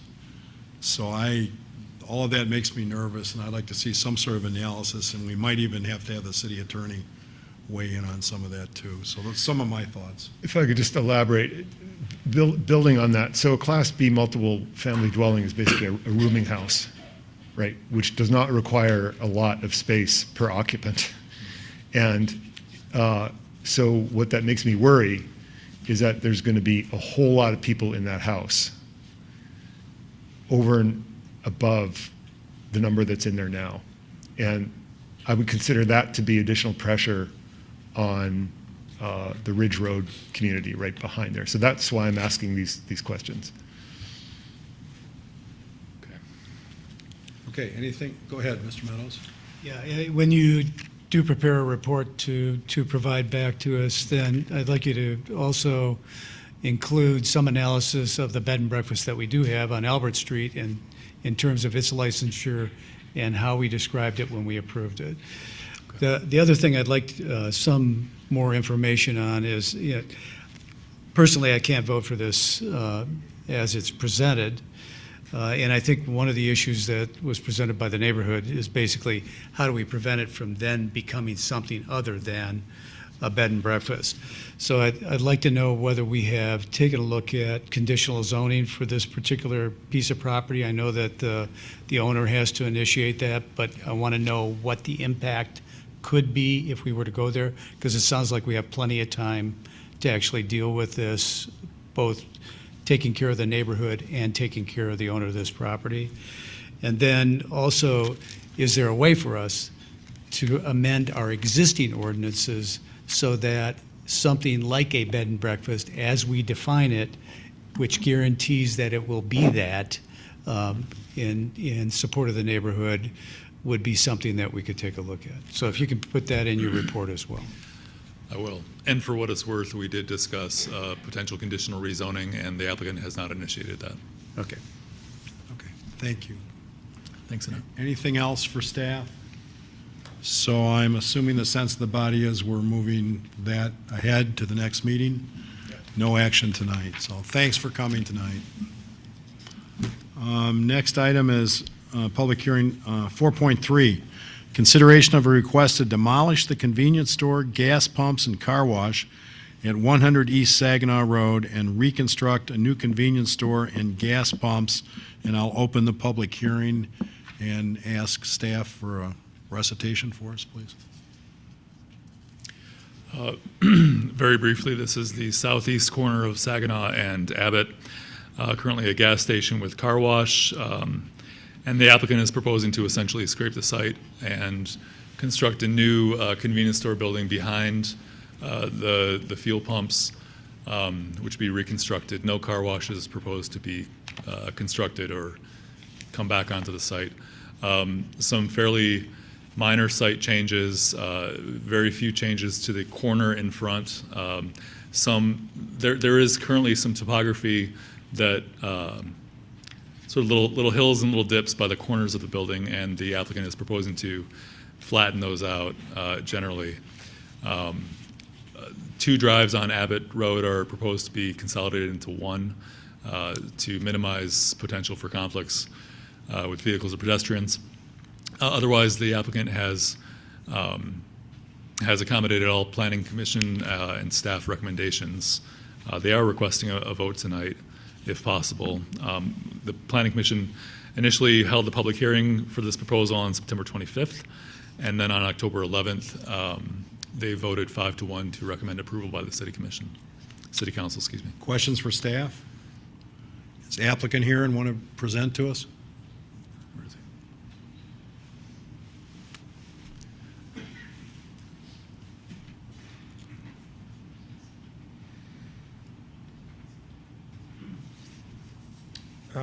Good evening. I'll try to be brief on this because I know it's getting late, but my name's Jason Barris, owner of American Gas and Oil, West Michigan resident, Michigan State alumni, so I know the area fairly well. And basically, we took over the site approximately 7 months ago, and we're just at the point where we'd like to basically demolish it and rebuild a new site. And I believe you guys have the plans or our packet. So with that, I'll kind of open it up to your questions and go from there. I have a question. The, right now, along the property line with the, which I think is the post office, right? Yes, south. That is an ingress egress that seems to be used by all the businesses along. Correct. This would eliminate that, correct? Nope, that'll still be there. Okay. all right. That's all I needed to know. Yeah. Okay. I have a question. So there's considerable expense involved in tearing down what's there and rebuilding it. What's the incentive to do that? It's pretty dilapidated right now. The flow, the safety, it's just, I think the place is beyond repair, and there's just better, ways that's more convenient for everybody.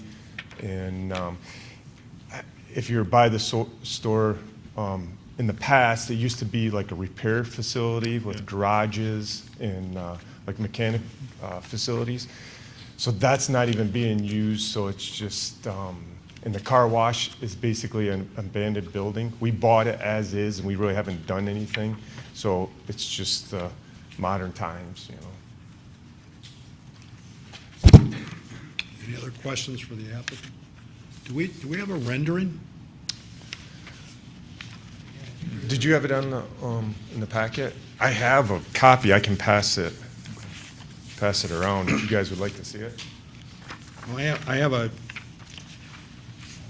pen and ink drawing, or I mean, a elevation. Yeah, here. There was, in the comments, in the original comments with the Planning Commission, we have our own kind of a store design we've used, and that was about the only thing, they had some comments on it that they want to see it modernized a little bit. So we tweaked it. It wasn't a requirement. It was just a suggestion they made. So we kind of, we went with a standing seam roof, more of some earth tones. Some of our other stores, they're either gray or red. So we basically nixed the red and and kind of went to more of a earth tones. So, I mean, so is this the rendering? yeah. I mean, I kind of learned this in the planning commission back in the 90s. Mhm. I kind of like to see what something's going to supposedly look like. Oh, okay, yeah. In real colors and layout. Yeah, and like stuff the Mister. that. Okay, yeah, And- we can do it. And the other thing about that is, of course, back then you didn't have CAD machines and all that kind of stuff. But Yeah. the other thing is, as I read through this stuff, there's apparently you're going to take some trees out. I don't know if there's anything on the hill. There's some concern about some of the landscaping, so we upped the landscaping of across the front, more of like a hedge in. By front, you mean Yeah. the corner of Saginaw and Abbott? Yeah, the clear vision area, which would be kind of a diagonal. Yeah, but you don't have renderings of that either, do you? Oh, it's just a site plan, landscape plan. Right, which I. Yeah. Do you want to see that? We can do that. Well, Yeah. let me tell you what I really think. Yeah. I always kind of thought that was a weird gas station right there. Yeah. But over 30-some, 40-some years, I've sort of gotten so I kind of like it because it's disguised, it's hidden, Yeah. it doesn't stick out. Yeah. That's just me, okay? Yeah. And so I'm a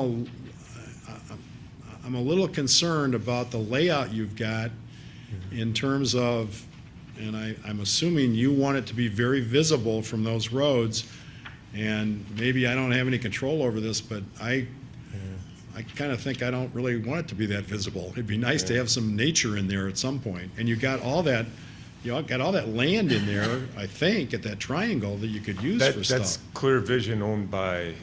That's city property. Yeah. So we can't really touch it. There's some, I'd love to do something with it. Well, yeah, but you're essentially moving your building back to the back to of the the lot, easement, right? To the easement. Yeah, to the roadway that Mark Yeah. was talking about. And so that's going to open up a lot of space in front of you. We're really just kind of flipping it. So. That's what I'm saying, yeah. No, I know, but the pumps are going to move forward, and then the building would be kind of where the not necessarily where the car wash runs north and south, say. Okay. We're going to kind of run this on an angle. We're going to kind of follow the clear vision. But you still have the Right. road berm in What's front. that? Okay. Repeat your question. Say it again. Yeah, I didn't catch Yeah, that. I said you still have the road berm in front of the gas station. Well, the berm is going to go away because that is on the city property. That's the city properties. I mean, I don't know if I can. So there is Yeah. some relatively slight topography on either side of the existing building. Yeah. And the applicant's proposing to remove that. There are 2 trees existing right now, and those would be removed but replaced with 4 new trees and a line of shrubs between the pavement and the grassy area that's clear vision corner you're And talking there's about. going to be some trees in the curb islands and down the west, east property line. And then across the back, there really isn't between the post office. It's where the property line is. It's really not our property or wherever the line is. I don't Here's think we my can really problem, put okay? trees on it. You can sit here and tell me this Yeah, stuff okay. and do this, okay? Yeah. But I have no idea what you're talking about, with all due respect to you. Okay. And you know what? I want it to be pretty. Yeah. So can you make it pretty?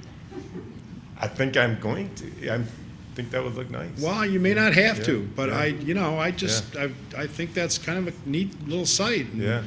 I'd like you guys to continue to have it a neat little site, so. We think it will be. Is it our berm or their berm?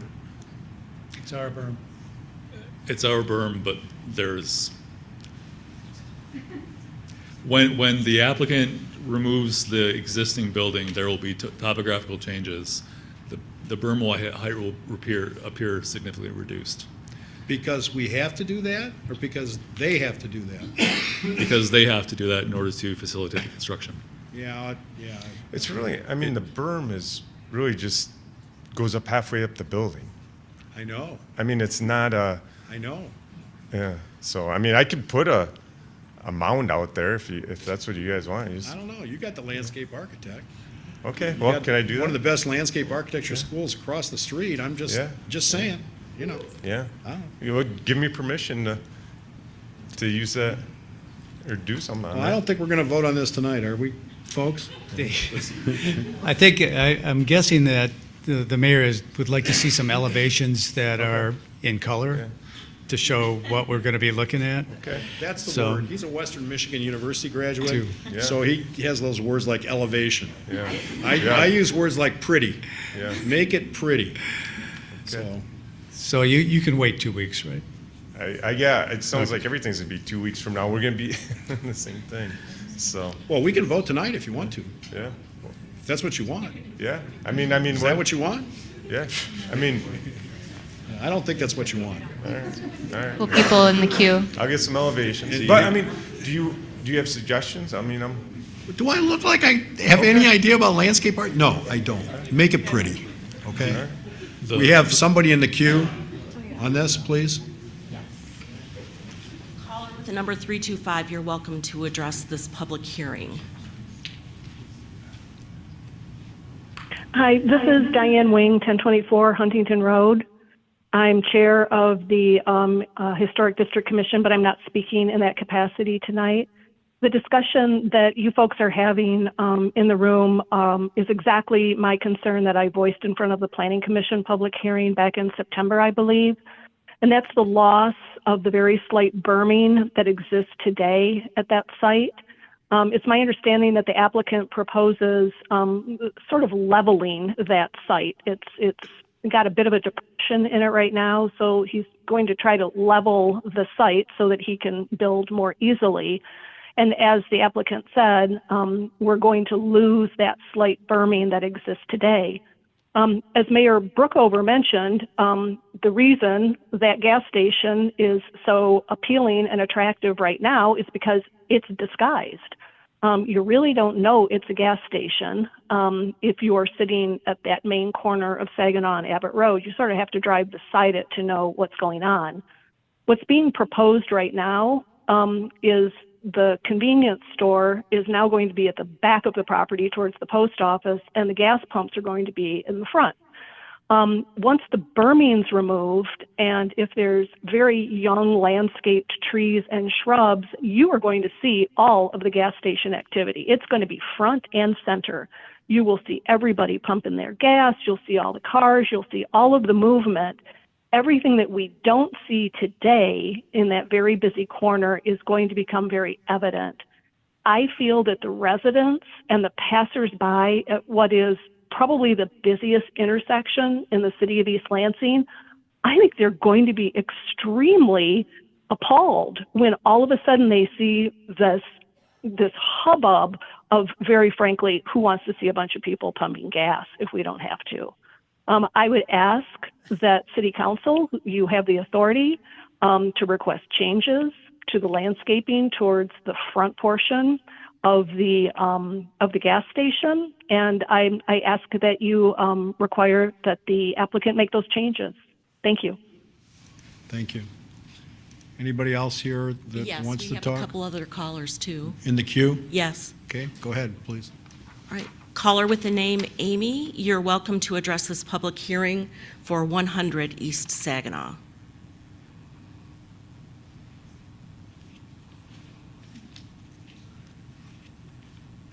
Okay. She left the queue. Lindsay, you are welcome to address this public hearing if you wish to.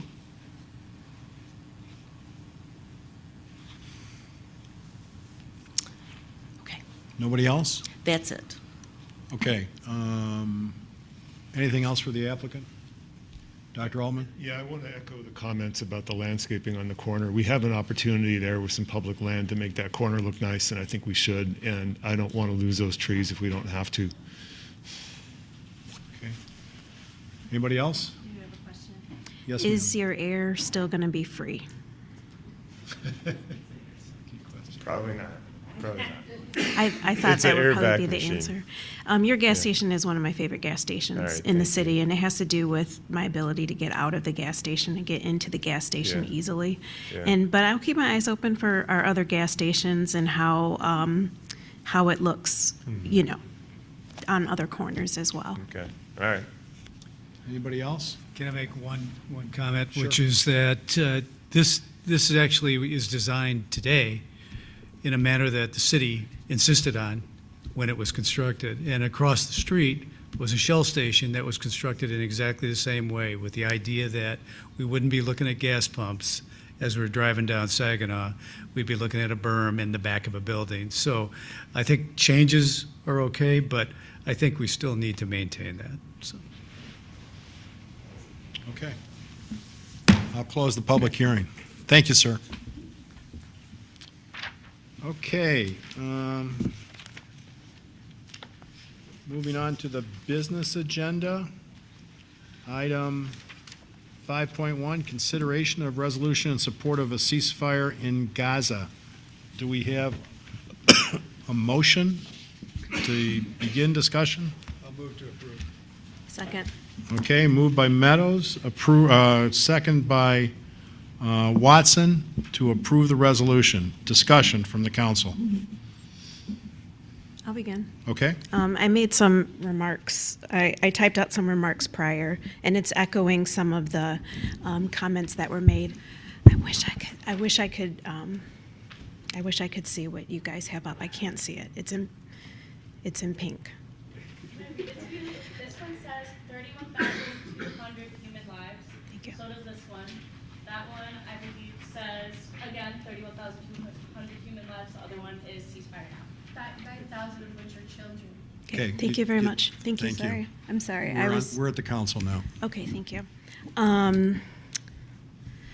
So the resolution for a ceasefire is not a message of standing in solidarity with Palestine or Israel. I am council liaison for the Human Rights Commission, and so people can attest who know I'm council liaisons for them. I typically sit in the audience and listen. This was one of those moments that I joined the Human Rights Commission to talk about the ceasefire resolution because it was something that I felt very deeply about, and also we were hearing calls from the community to say or to do or to respond in some type of way. I think the point out on Israeli government has to do with where our dollars go. U.S. dollars are going to support the Israeli government, not Hamas. And I think that that's why you didn't see that mention. I stand in solidarity of diplomacy and a ceasefire, and I encourage my fellow council members to stand up to and to vote in favor of this resolution. The importance of diverse groups is a resolution like this, and this is coming from the Human Rights Commission. If the commission was only representative of one side, it would have come out differently, possibly with the same purpose, which is peace and a ceasefire. But part of consensus building and a great part of this community is inclusion, belonging, and diversity in thought. And so I want to say thank you to the Human Rights Commission for deeply considering this resolution, as well as reconsidering it when they got feedback from the community, asking themselves, did we do anything wrong? Did we misstep in any way? It takes everybody to protest a war.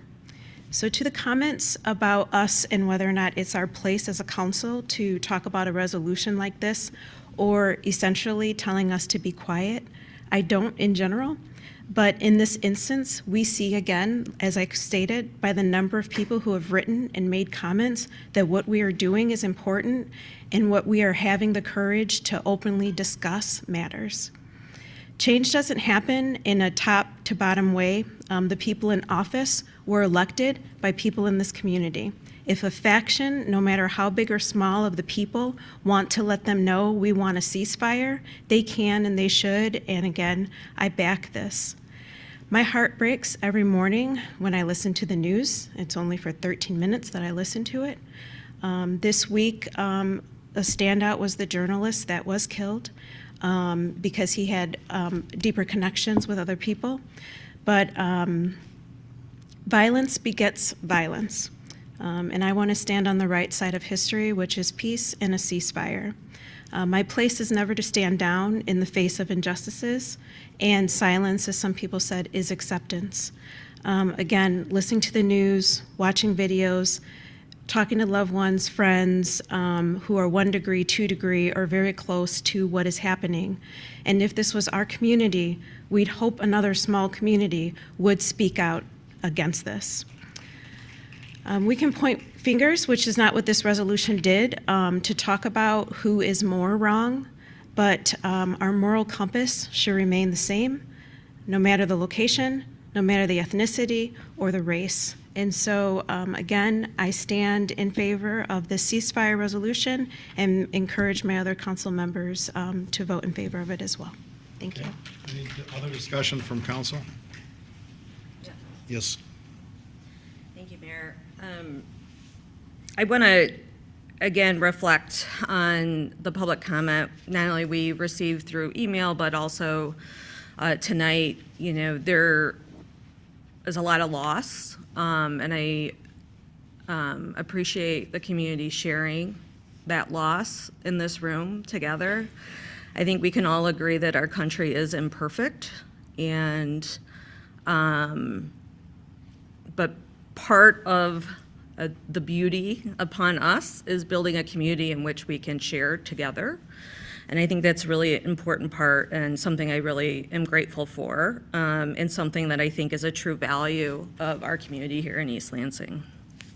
Now, I will say that I too agree with Councilwoman Watson that, you know, silence can mean acceptance, and we have a role to play here and listening to community members and the hurt and loss, and also as a university community honoring, you know, speech and one another. Again, I want to, you know, reflect back on the building bridges comment that was also made amongst us. That's a responsibility we all have. Now, with that said, I'm not a foreign policy expert. And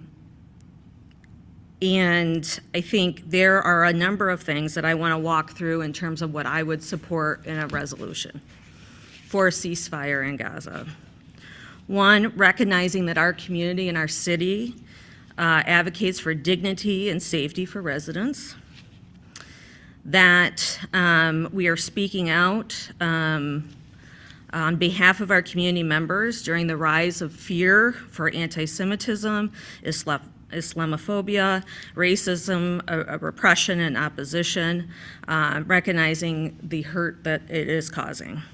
3, that we condemn the loss of all innocent lives in Israel and Palestine.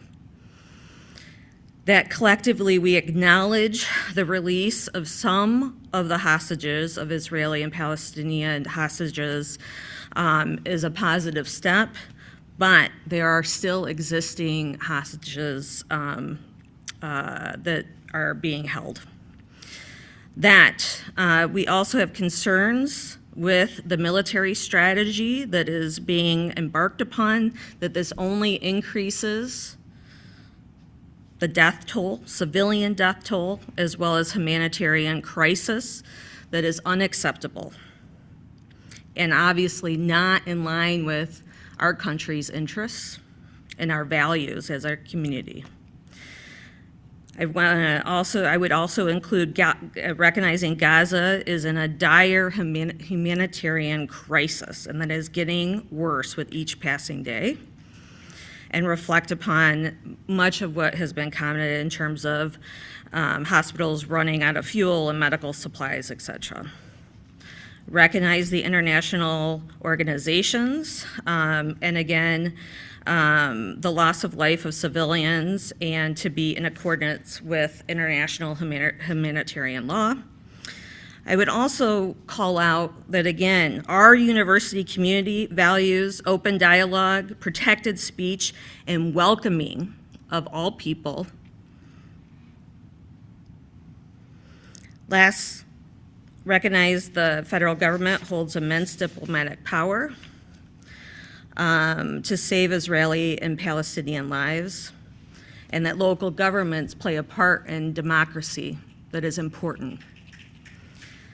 And then call upon our federal representatives, Alyssa Slotkin, and our senators, Debbie Stabenow and Gary Peters, for supporting an immediate de-escalation and permanent ceasefire. That is what I would be willing to support in a resolution. I wanted to call those pieces out, recognizing, again, what I heard through public comments, via email, and as well as tonight, so. Further discussion?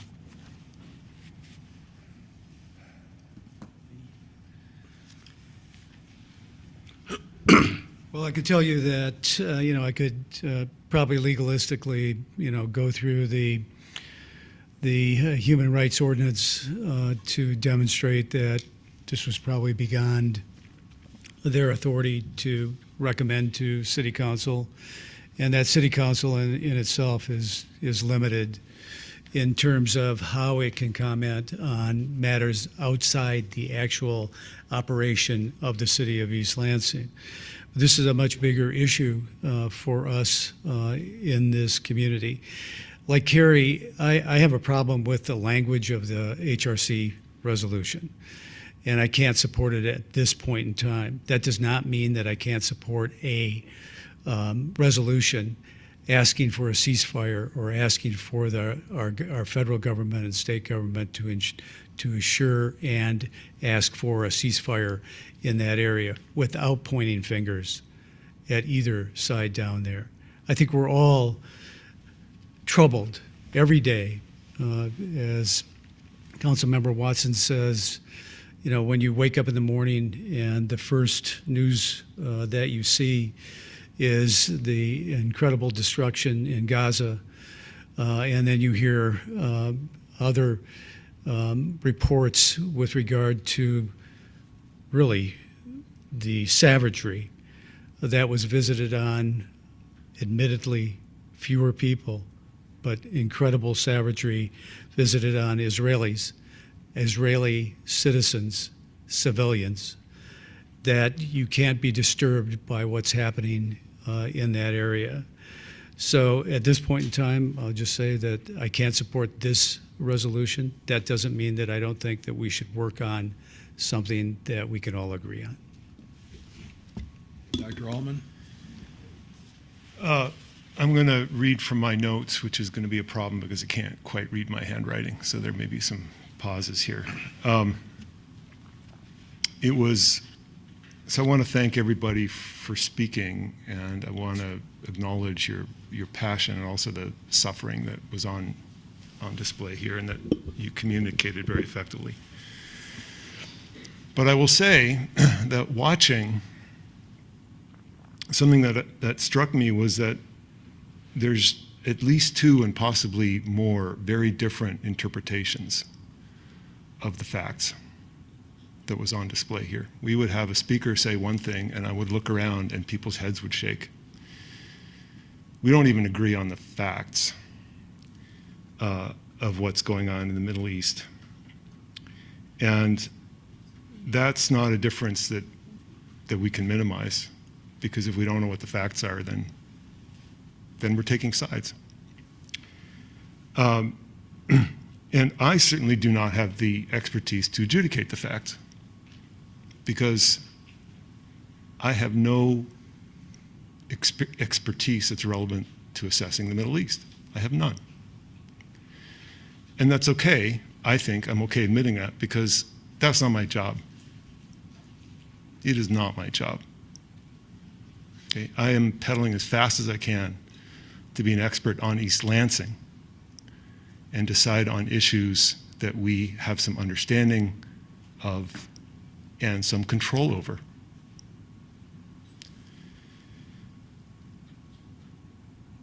It doesn't help that the Middle East is the most complicated geopolitical situation on the planet. People spoke as if we had some authority to create a ceasefire. We do not. I understand that there's a role for symbolic motions. I understand that. But we do not have authority to do anything. terms of foreign policy. We have no authority over how the federal government spends your federal taxes. And it is absolutely not the case that if it weren't for the war in the Middle East, we would have another $500,000 to spend at home here in East Lansing. That is a misleading statement. And that's not the way to think about taxation.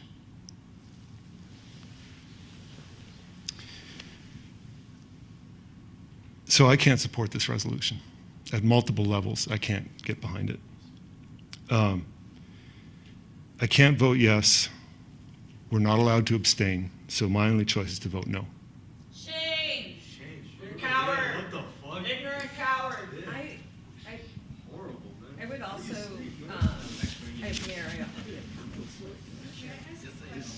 No, ma'am, we're council discussion now. Would you please give us the respect that we gave you as you presented to us? Please. Something else you wanted to say? I was going to make a motion. Okay, well, I'd like to make Yep. comments here.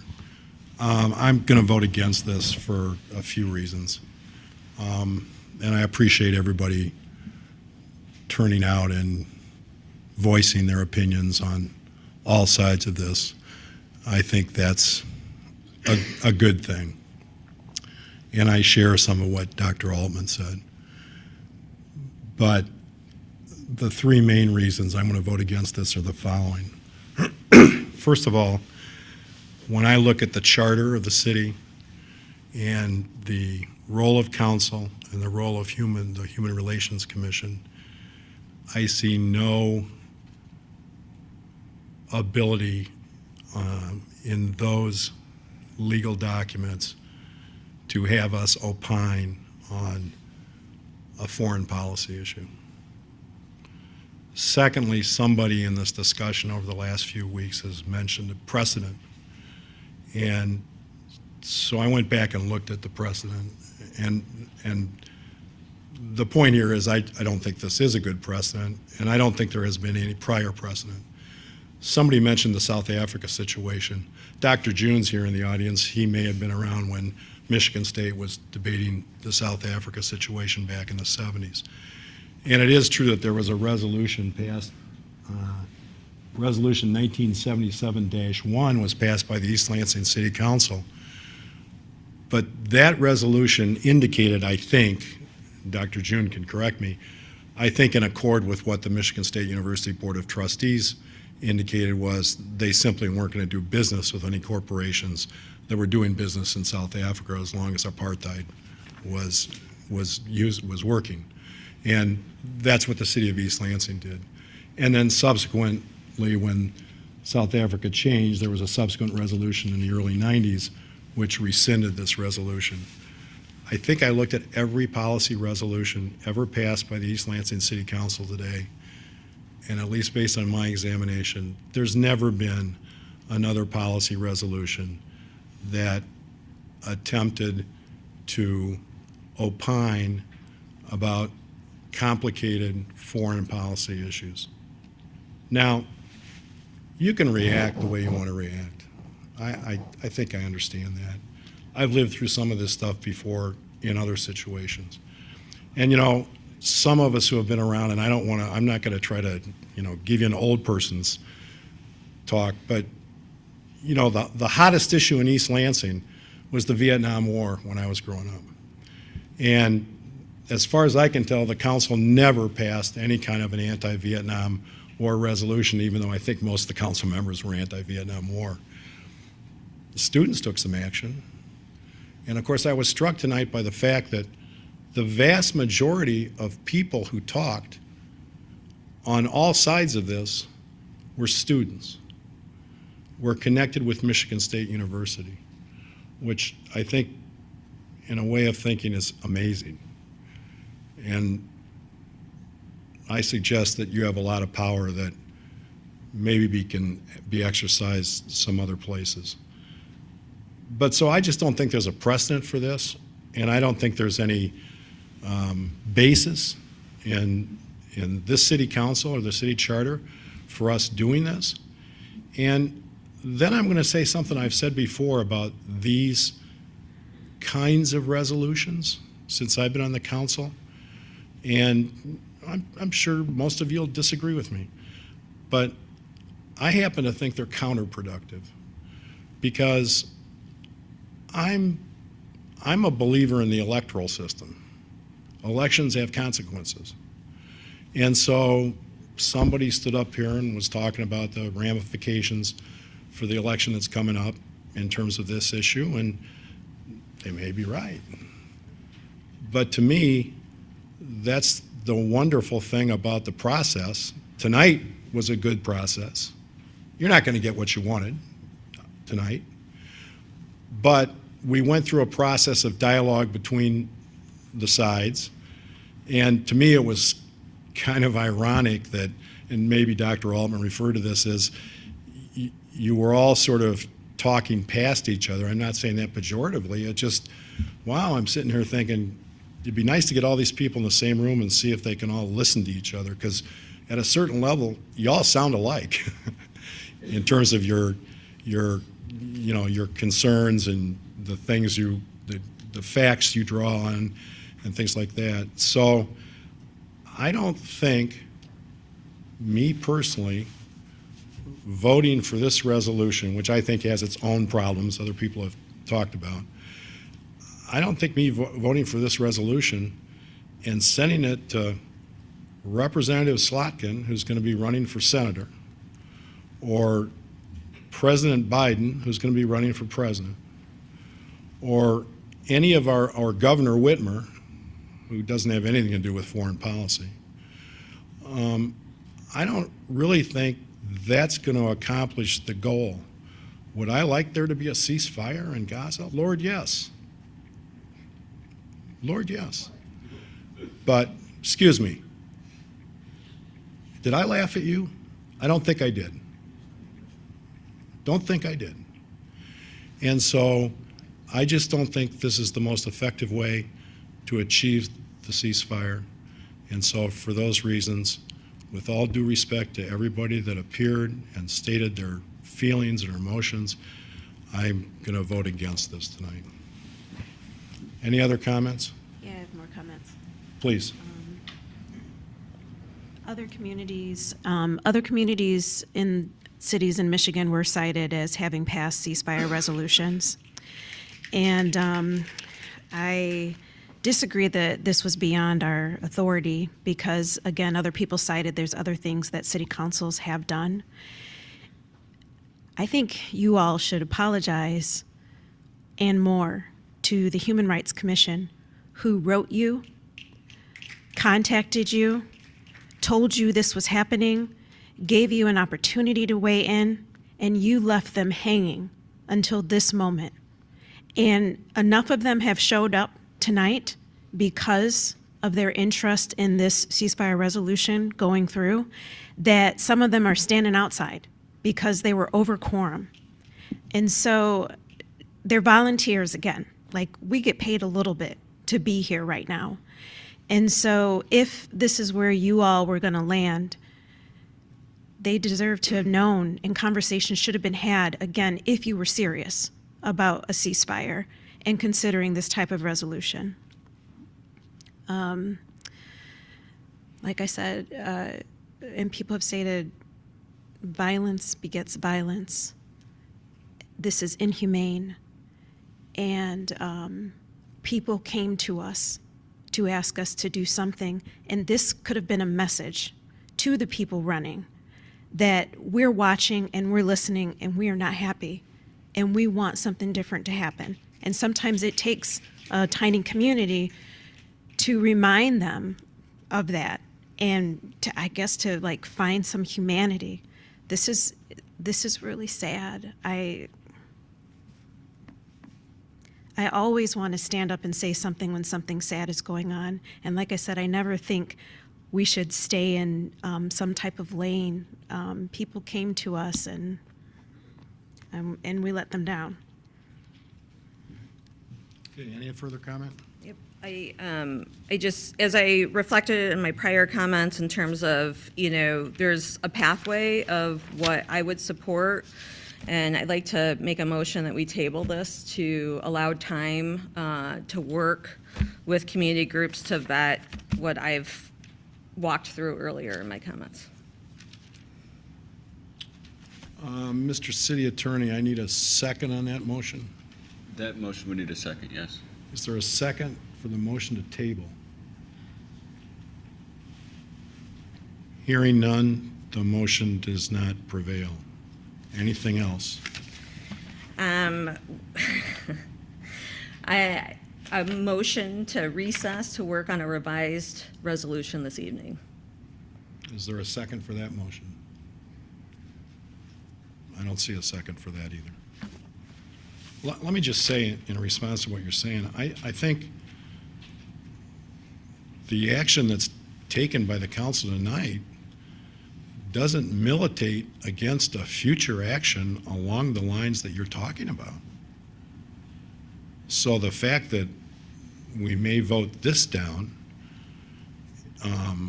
doesn't mean that there isn't another path forward if there's something you want to propose in the future. So, for what it's worth. Any other comments tonight? Yep. Some of us had mentioned that we're not experts, right? And this wasn't a resolution to ask us to be experts. This was a resolution to ask us to recognize what's right and what's wrong. And killing people, civilians, women, men who have nothing to do with this is wrong. And killing them at such high volumes and injuring them and destroying their community is wrong. And so you don't need to know about the Middle East. And by the way, a lot of people have asked us in the United States where we have been, because this has been going on, as people stated, since 1948. Where have we been? Not until October 7th did more people take stands and have opinions. But this resolution wasn't asking us to know all of that and to be experts. The resolution was asking us to stand for what is right, and a ceasefire is what is right. And we would be devastated if this was happening in our community and no one stood up for us. And people said, oh, it was out of their authority and they shouldn't have said anything. And I just, I'm disappointed, and y'all should have said something before. If you had some problems, if you genuinely wanted to work it out, you would have worked it out with them before, instead of walking us into this moment with people at 11:07 p.m. to just let them know we're not going to be in support of something that our own commission worked hard on. Ms. Watson, I respect your opinion. I respectfully disagree with you in terms of some of the things you just said, but it doesn't require any further discussion tonight, I don't think. Okay, anything further on the motion? Okay, all those in favor of the motion say aye. Aye. All those opposed, same sign? Aye. Shame. Shame on you. Thank you for your comments tonight. Okay, we'll move to the next item. No, ma'am, we're done. We're done. We're done. We're moving to the next item. About word choice, but I wanted to highlight the fact when speaking about the atrocities in Gaza, he merely said, oh, how horrible things in the news, but when describing October 7th, he used the word savagery, not once, but twice, savagery. Okay, And that does something. thank you. Your time to speak is over. Okay, sorry. But I had With to all say due that respect, again. thank you. My own action, not anyone who's Yeah, we understand that. We're ready to move on to the agenda. don't have to be an expert. You can just read the news. Thank There you. is a Thank- court proceeding thank that is you. going to happen. I suggest you all read what South Africa is Thank- proposing. The apartheid state that wants The next to item- is calling and say that Israel is committing a genocide. You have the authority to control yourself and read that and educate yourself. And to say you're not an expert and haven't been engaged in the Middle East is just an expression of your own privilege and your own benefit from systems of white supremacy that riddle this country. And the fact that you guys are learning how to know before Okay, the next item is the closed session. Do we have a motion? We'll need a roll call vote, correct? Mr. Chubb? I don't think we're at the closed session. Don't we have those? Oh, I'm sorry. Next item is 5.7. Thank you. Next item is item 5.7, consideration of policy resolution 2024-2, American Rescue Plan Act, ARPA resolution. Do you want to move ahead with that tonight, or do you want I to? believe you have 5.4. Yeah, Was it's pulled off 5.4, of Mayor. We consent pulled a and couple put of- back on the business. Okay, 5.4, consideration of award of the fiscal year 2024-2026 as needed sewer rehabilitation project to Instaform Technologies USA at a budgeted allocation of $500,000 and authorize the city manager to sign. Mr. Bellarmine? Mr. Bellarmine? You ready? Go ahead, please. All right, good evening, council. Scott House here with Cliff Walls. We're going to address 5.4 and 5.6 in succession. Starting first with 5.4, as you know, we will line sewers as a non-invasive way to extend the service life of critical infrastructure. As part of our routine improvements to infrastructure, we'll televise sewers before we will make repairs to streets, and sewer lining is a way to extend that service life. We request $500,000 as the need might arise as part of planned efforts, but also an emergency response. Many times we'll find during routine televising or complaints from residents that something needs to be lined, and this is a cost-effective way to extend the service life of that infrastructure. Subject to your questions.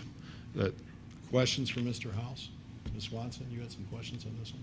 Just wanted to hear, and I just, again, thought it was important to talk about it, but I don't have any questions right now. That's Thank all. you. Any other questions? Do we have a motion? So moved. Second. Moved by Meadows, seconded by Altman. All those in favor say aye. Aye. All those opposed? Motion passes. Item 5.6. 5.6, we are requesting $825,500 for the development of the wet weather resiliency master plan. $600,000 of that will be reimbursed through the Eagle High Water Infrastructure Grant. I've been here multiple times with this group and the previous council discussing the details of that. Happy to answer any questions, but ultimately this project is designed to make sure that we're building today for tomorrow's storms and looking at climate vulnerabilities within our drainage infrastructure. Questions? Mr. Altman, Dr. Altman? Comment and a question. So I love this project. When I was talking to people last fall, I was talking to them about going after exactly this kind of grant funding to do exactly this kind of project. And you're already doing it, so that's fabulous. I have one question, which is the balance is going to be paid by the sewer fund, right? So there's grant money, and then we're chipping in some. Correct. Does that get paid by ratepayers, or is that general fund money? That would be ratepayers. Even And better. but part of this the output of this model will be a mechanism that we could use to apply for future projects or to apply for federal funding, because we might find that this will help us to identify a storm event for the level of storm we want to respond to. And this would help justify increasing pipe size, which will increase resiliency. Also of note here, there is going to be a focus on equity, and we're going to seek out the most vulnerable areas, and there's $83,000 of in-kind staff service as well. Ms. Harding will be supporting the FDI, and there will be outreach within the community as well. And just one other question, if I can. This project's going to generate a lot of data from the sound of it, right? And then do we own that data so Yes. we can use it moving forward? Okay, great. Thanks. This is just a great project. Love it. Any other questions? Ms. Swanson? No? No. Any other questions? Do we have a motion? Move approval. Second. Any discussion? All those in favor say aye. Aye. Thank you. All those opposed? Motion passes. Let me just suggest, on 5.7. Mayor, just for clarification, who made the motion? I know Watson's, all right, thank you. Altman, yeah, I'm sorry. I'm wondering if 5.7 to me is a fairly significant thing. Does it make sense, given the lateness of the hour and our need to go into closed session, that we defer that to the next regular meeting? I thought he needed an answer right away. That's what I'm asking, I guess. Oh, okay. Well, I know we have members of the fire department here interested in whether their training proposal goes forward tonight or not, so that we could start expending those dollars. But I thought I simplified it based on the feedback and trying to focus wholly on general fund, with the exception of the parking fund that lost revenue too. So it's up to you as to how you want to proceed, but I'd recommend. Mayor, if I may comment, I don't have any questions about this particular issue. I'm willing to move pretty quickly on it. Ms. Swanson? My problem was this doesn't let me know if there's been changes that didn't come through from the meeting we had in December. And so is this a replication for ARPA funds? Is this a replication of what we saw in December, or did some things get dropped off? A lot got dropped off. So there were a lot of specifics, like the water meter that was removed based on the feedback in December. And again, we tried to, solar array was another one. We tried to simplify and keep focus on the general fund. So any of the programs and projects that were identified. Also, the resolution identifies some of the prior resolutions that are being rescinded. And so we, again, does not prohibit any of those projects from coming back to you, but really gets us to expend these dollars in fiscal year '24 to meet and avoid any of the federal deadlines. It frees up about $5.7 million that allows council to look at the big picture and see how they want to allocate those dollars through the budget process, or standalone requests that could come forward, like the library wants to continue to make some changes to their proposal. Okay, so if we approve the fire training facility and paused on the others, is that okay or no? I really need to compare and contrast. I was excited about the water meter portion, and there's other things that I'm seeing are didn't make the list, and so. My understanding of this is essentially the city manager is suggesting we substitute one for the other, one grouping for the other. So in effect, what happens is, because of the way the statute's been interpreted, we can use the ARPA money for essentially the regular pay things, okay, in our budget. That then leaves extra money from our budget, a surplus or an additional amount of money that then we can use for all those other things if we choose to. Does that make sense to you? So all of those things that were on that list that we talked about back in December are still potentially in play. We're just going to pay for them a different way if we decide to do them. Is that correct? That is correct.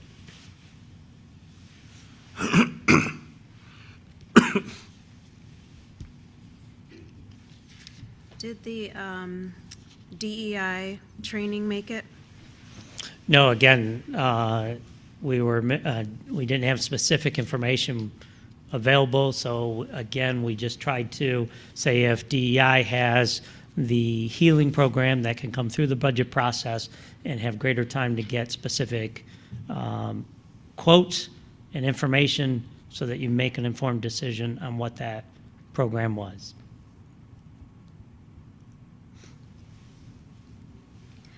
Yep. Yeah, I'm just not ready because I would like to have seen a compare and contrast, because there were some things I was really excited about that I understand didn't make it for some reason. And so I know, I mean, these people have made it. Like, this list is the ones who made it, and then, you know, the ones that didn't, you know, there's no guarantee that they're gonna show up again or we're gonna find the dollars again. So I'm just not ready. Okay, but just, to follow up on that, we aren't eliminating, actually, the potential for us to fund any of those items, as I understand it. We're moving this money in so that it becomes more fungible for us going forward in the budget process. Am I misunderstanding that? No, that's Okay. correct. Okay. I don't know, you guys are saying these things, so it makes me wonder, can we then just swap out one for the water meters, or can we swap out one for the DEI training, knowing that they'll make it back here again, like you all are saying?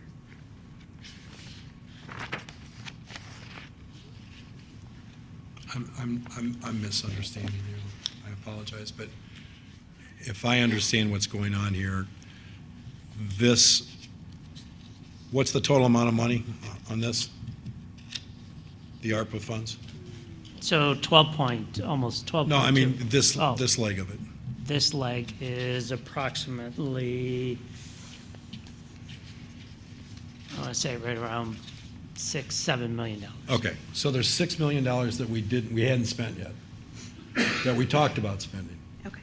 So I think what the city manager is saying is, because of the interpretation of the law, since you and I first encountered this 2 years ago, or a year and a half ago, it now allows us to use that $6 million to fund our regular budget, and in this case, essentially salaries, correct?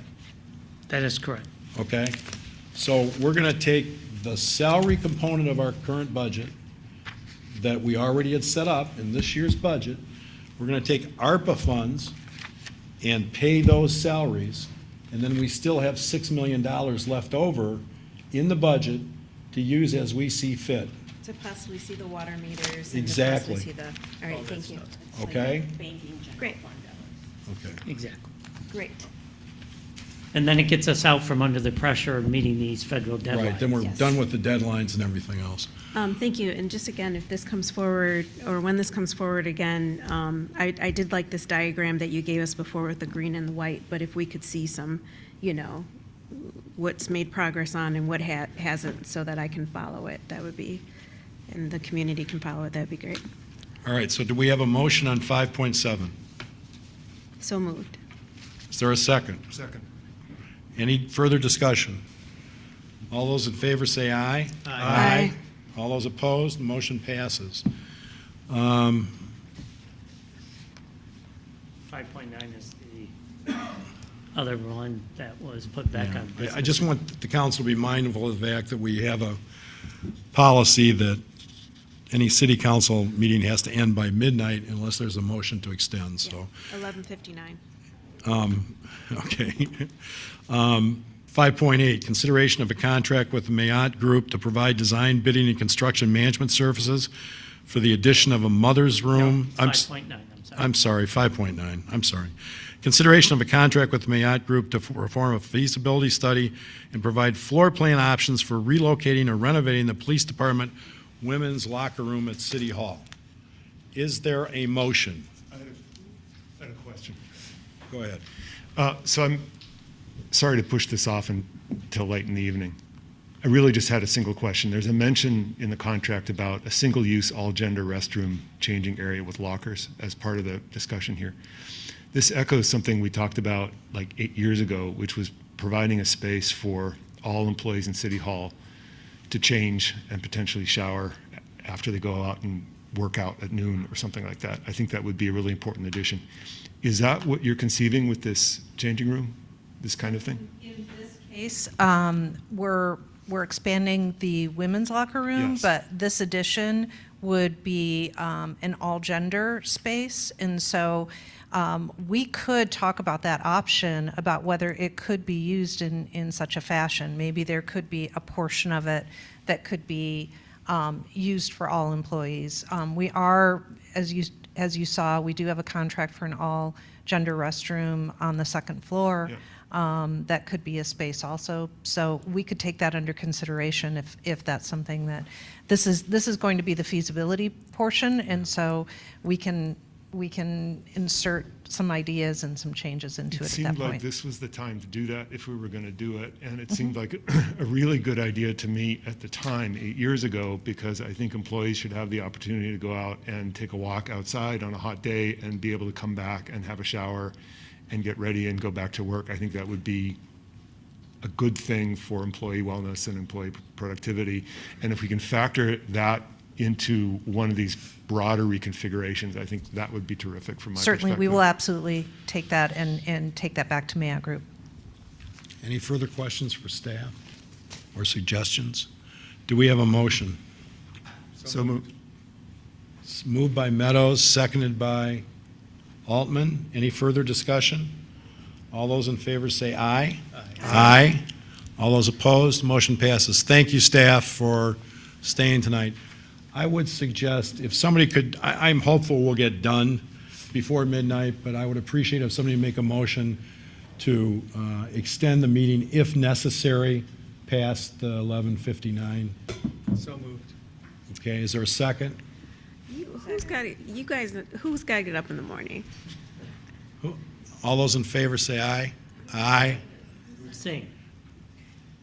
Okay. Now, I'm a no.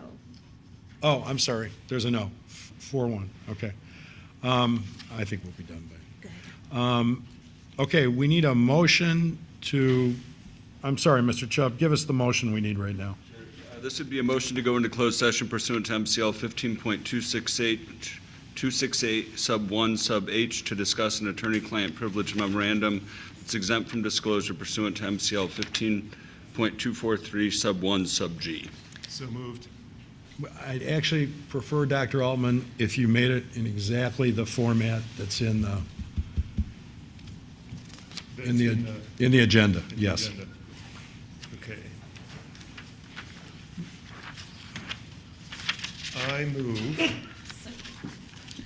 I move to go into closed session pursuant to MCL 15-15.268 sub 1 sub H to discuss an attorney-client privilege memorandum that is exempt from disclosure pursuant to MCL 15.243 sub 1 sub G.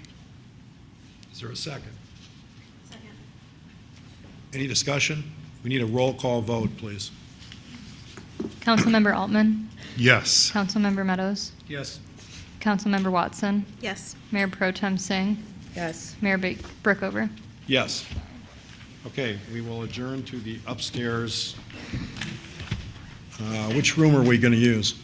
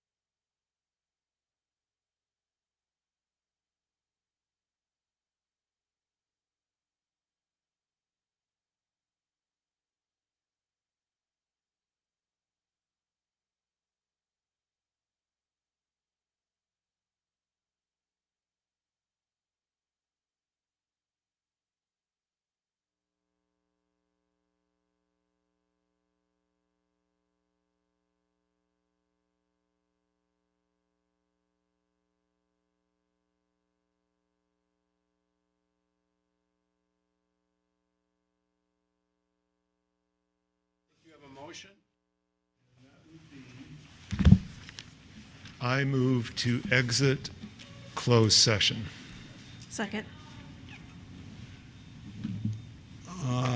Roll call vote? Actually, we don't need it on the coming out. Okay, all those in favor say aye. Aye. All those opposed? Motion passes. Mr. Meadows, do you have a motion? I do. I move to accept the recommendation of the city attorney to resolve in the matter of Luke and Laura Ramers, and to authorize the city manager to sign whatever documents are necessary to accomplish that. Is there a second? Second, Is but there- it was Beamers, was it not? Beamers. Beamers, okay. Any discussion? Who seconded? I'm sorry, I missed it. Alderman, any discussion? Roll call vote or not? All those in favor say aye. Aye. All those opposed? Thank you, folks. Meeting's adjourned.